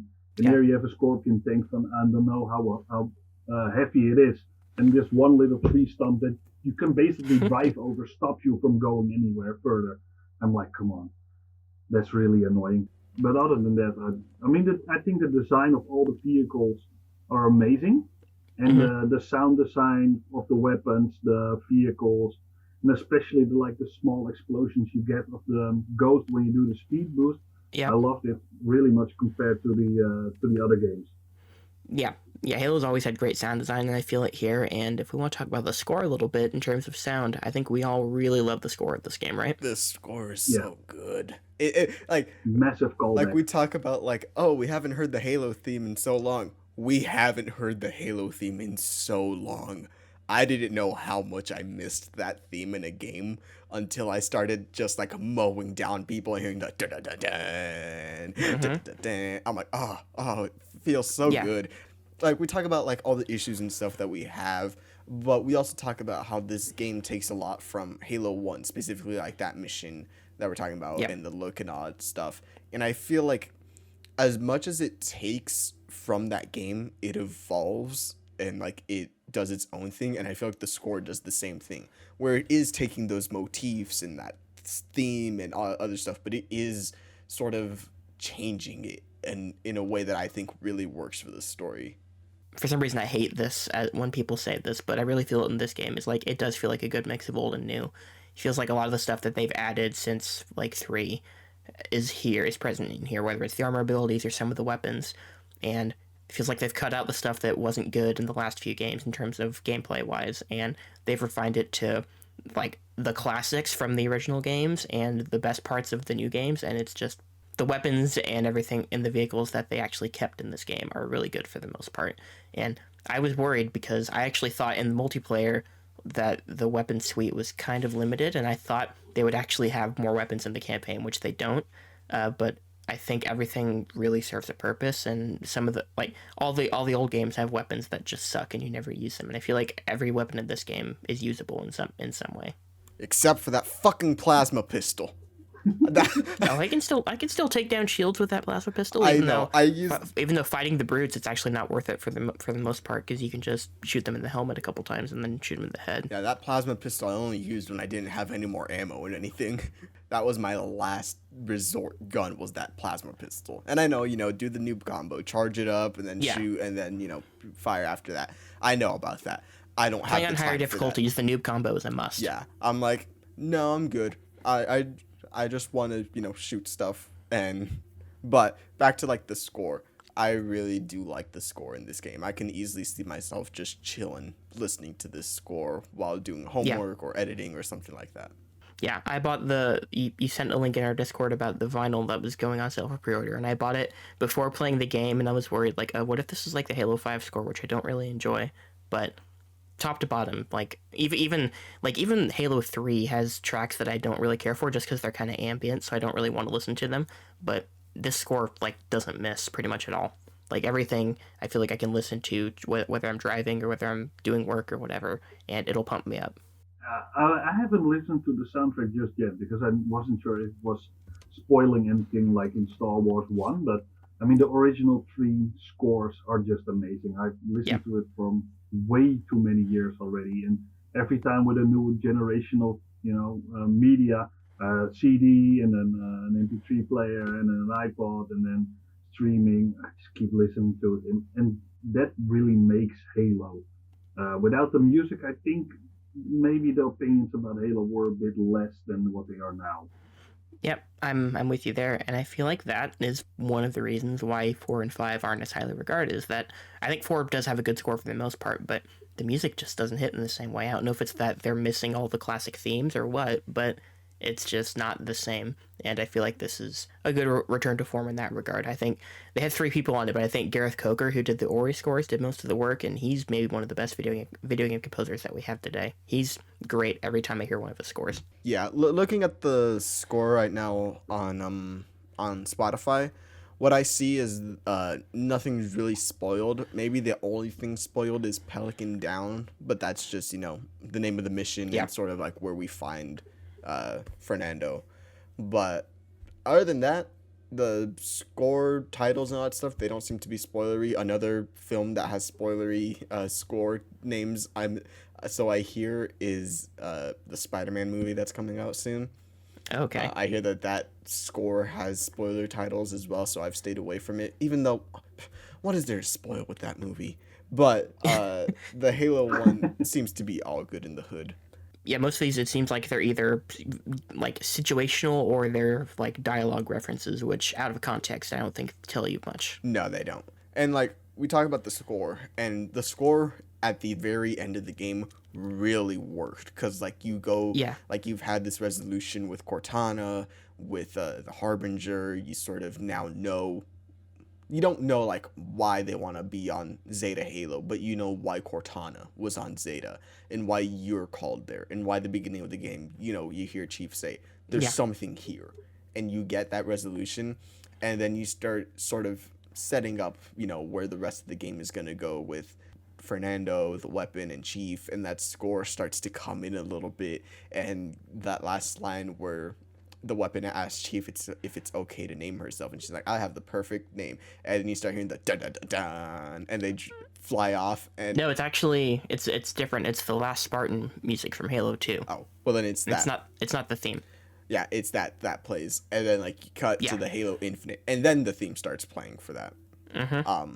And I just think that the score was used really well in this game. Yeah, like there's plenty of games with good scores, but bad games. I think Fallout 76 has a good score. I don't really like. I mean, it's Fallout 76. You know what it is. Yep. But I think like this game, like everything that I saw, that I played, that I felt, that I listened to, I felt like all of it was really good.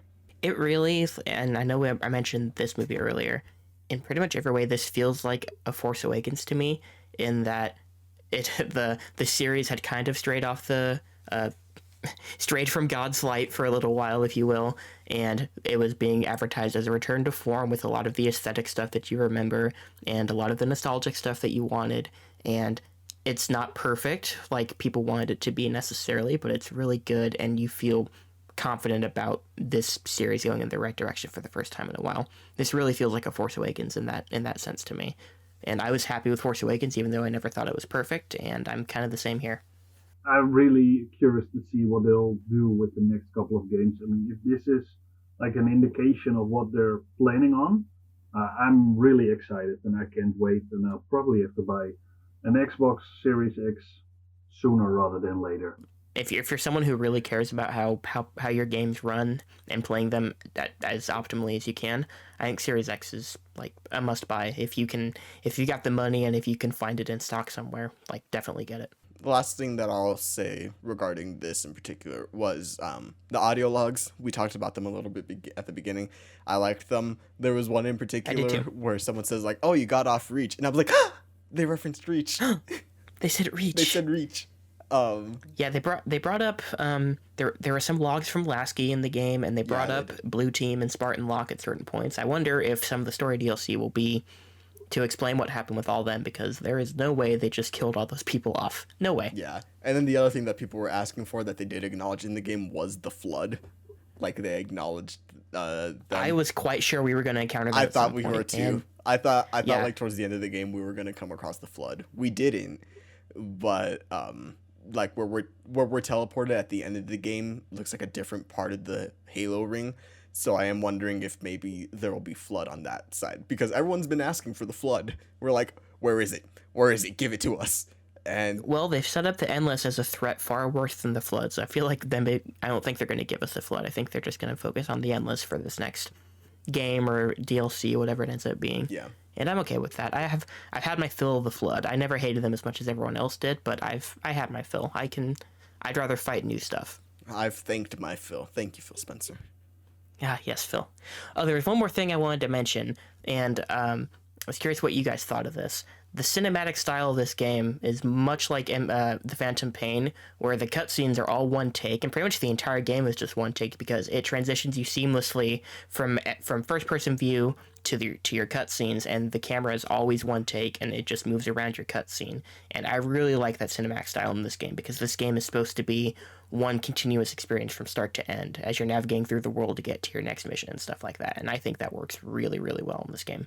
Better than it worked in Metal Gear Solid 5, because I feel like that game just did it to be showy, but this game just did it to be like, this is one continuous experience that you're having on this ring, and this is what that experience is. And I really dug it. Feels like that as well, because the pilot says, I think after Pelican Down, how many hours do I know you now? Yeah, it's like 7 hours.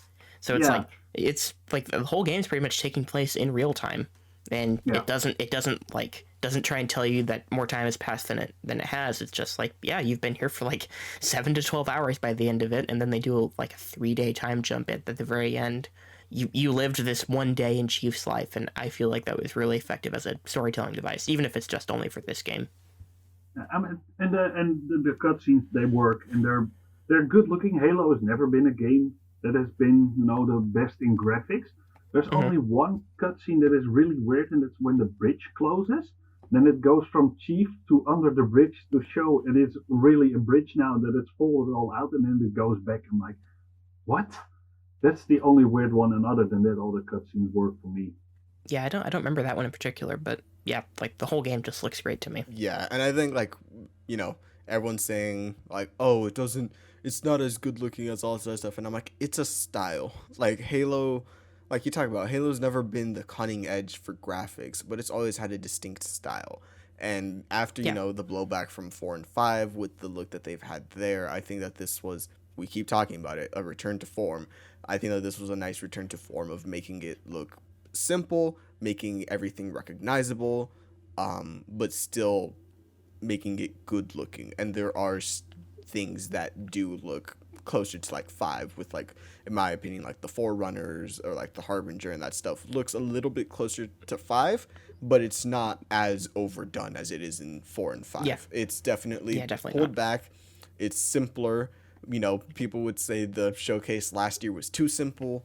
I think that this is a good art style, good art direction for the game. Everything was recognizable. All the enemies were very clear to know. The weapons were surprisingly very clear. Like, I could look at something and be like, all right, there's that good. And that was really good to know. So, yeah, I think they did a good job overall. Overall, I'd recommend it. I was a little lost because I'm not, huge into Halo, but I was able to, piece enough of the basics to be like, this follows that, follows that, follows that, follows that, to where we're here now. So I think, like, the only complaint that I'd have is that if you're not super lore heavy, you probably won't get everything. But I think there's enough for you to understand. In my opinion, the focus of the story is not the Banished. The focus of the story No. is Chief Weapon Cortana and finding out that mystery. And that stuff, I think, is very understandable. You can, because that stuff happens off screen, I feel like they make sure that they explain what happened off screen by the end of the game, and you feel like you're with it. I think one of my final thoughts is that the talking jackals were way dumber than the grunts were in this game. With what I said, oh, shield is gone, can't fight, so run, run. I think, and other than that, I think Jen Taylor with doing the weapon Cortana and Halsey is just MVP with how she did all the 3 voices and brought a real heart into this game, especially with the connection to Chief, so showing much more emotions than he has done in previous games. Yeah, I did. That was one thing I forgot to mention that I'll mention now then, is I really love her performance as the weapon, because at first she's really childlike, and you have to, like, she has to piece everything together. She doesn't know what the Banished are or really anything. She just knows the one purpose that she was deployed for, and that's it. And she's very childlike, and it feels like a game, like a Halo Zero game, where you would have seen Chief meeting Cortana for the first time that you didn't get, and this is what that would have been. And I love how she grows into her own by the end of the game. I think it's great writing and a great performance on her part to guide you through from how kind of childlike she is at the beginning and into what she becomes at the end. Yeah, I know. I completely agree. I think Jen Taylor did a great job. Like, the Game Awards don't matter, but I think that she should be awarded for this. I think that this just goes to show how much voice acting, voice performance, motion capture, all those things should be considered when, talking about performances, not just like, oh, who was the best live action actor? Because voice actors and game performers, or all these other people, they do so much to actually bring these characters to life because you can't see them. So a voice has to carry so much of the weight when animation sometimes doesn't. And I think that this is a great example of just a knockout performance. I mean, I don't think it's a surprise to anyone. Jen Taylor has always been good as Cortana and Halsey, and now the weapon, like, they're all so different from each other, but she did a great job in the game. Yeah, and props to Steve Downes too, because he's great just doing all his badass lines as Master Chief, but he's great when he needs to be vulnerable. I think, and that's down to the writing too, of when they write him to say stuff and when they write him to be silent. I think in this game in particular, it's really effective because most of the game he's hiding something, and I think you get a good indication of that. And I think when it's time for him to actually reveal some stuff, I think Steve Downes does a great job. Definitely. And I mean, there's a reason why they invited Jen Taylor to do Cortana in the Halo series, which wasn't originally the plan. Oh yeah, we didn't even talk about the Halo TV series. It looks like a streaming series that in 2022 that's going to be Halo. That's what I can say. There you go. I don't know if it'll be good. I'll watch it. It'll probably be mediocre, but I'm curious. Yeah. I watched that Halo series with Locke that was not good. I never saw that. I watched the little mini-series Forward Unto Dawn with Lasky, and I thought that was okay. Yeah. We'll see. We'll probably report back next 2022, year, 2022, baby, when the Halo series comes out. Other than that, I think we've said everything that we wanted to say about Halo, right? I think so. I'm sure there's 100 things that I'll think of after we stop recording that I'll remember, and I'll be mad, but that's just what happens when you do a podcast. All right, yeah. Ramon, first off, thank you for being here with us. We know that it's a little bit later where you are, so thank you. I mean, by a little bit, it's late over where you are, but thank you for being here with us. No problem at all. Thanks for the invite. Yeah, it's nearly 11, but I'm usually awake at this time. Anyway. Yeah. Is there anything that you would like to shout out? Any, like, do you have a website with your portfolio of photos that people can go see? Green 14 Aviation and Green 14 Nautical. That's about it. All right, there you go. Go give Ramon a follow. He has great photos. He's a great person. We loved having you on here. Nick, shout your stuff out. Okay, so you can follow me on Twitter, Instagram, and Letterboxd at Reeves_117, and you can also find me on Twitch. I'm doing, trying to do like one stream every weekend or so when I can. So that's Infinic117. I'll probably be doing my second playthrough of this campaign soon, and I'll probably be doing it on there. So if you want to watch that, tune in live or watch the playback. I think Twitch have videos up for 2 weeks after you upload them. You can do it up to 6 months. Okay, so I might have to change that. Yeah. Okay, but yeah, I'm on Twitch now, and I try to do it like one stream a week if I can. Yep.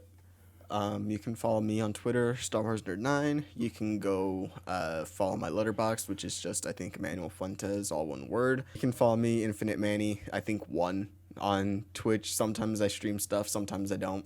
Really just depends on what I'm doing. I'm not consistent over there, and I won't be consistent. Because Me either, but I'm trying to be. Yeah, because I have other priorities.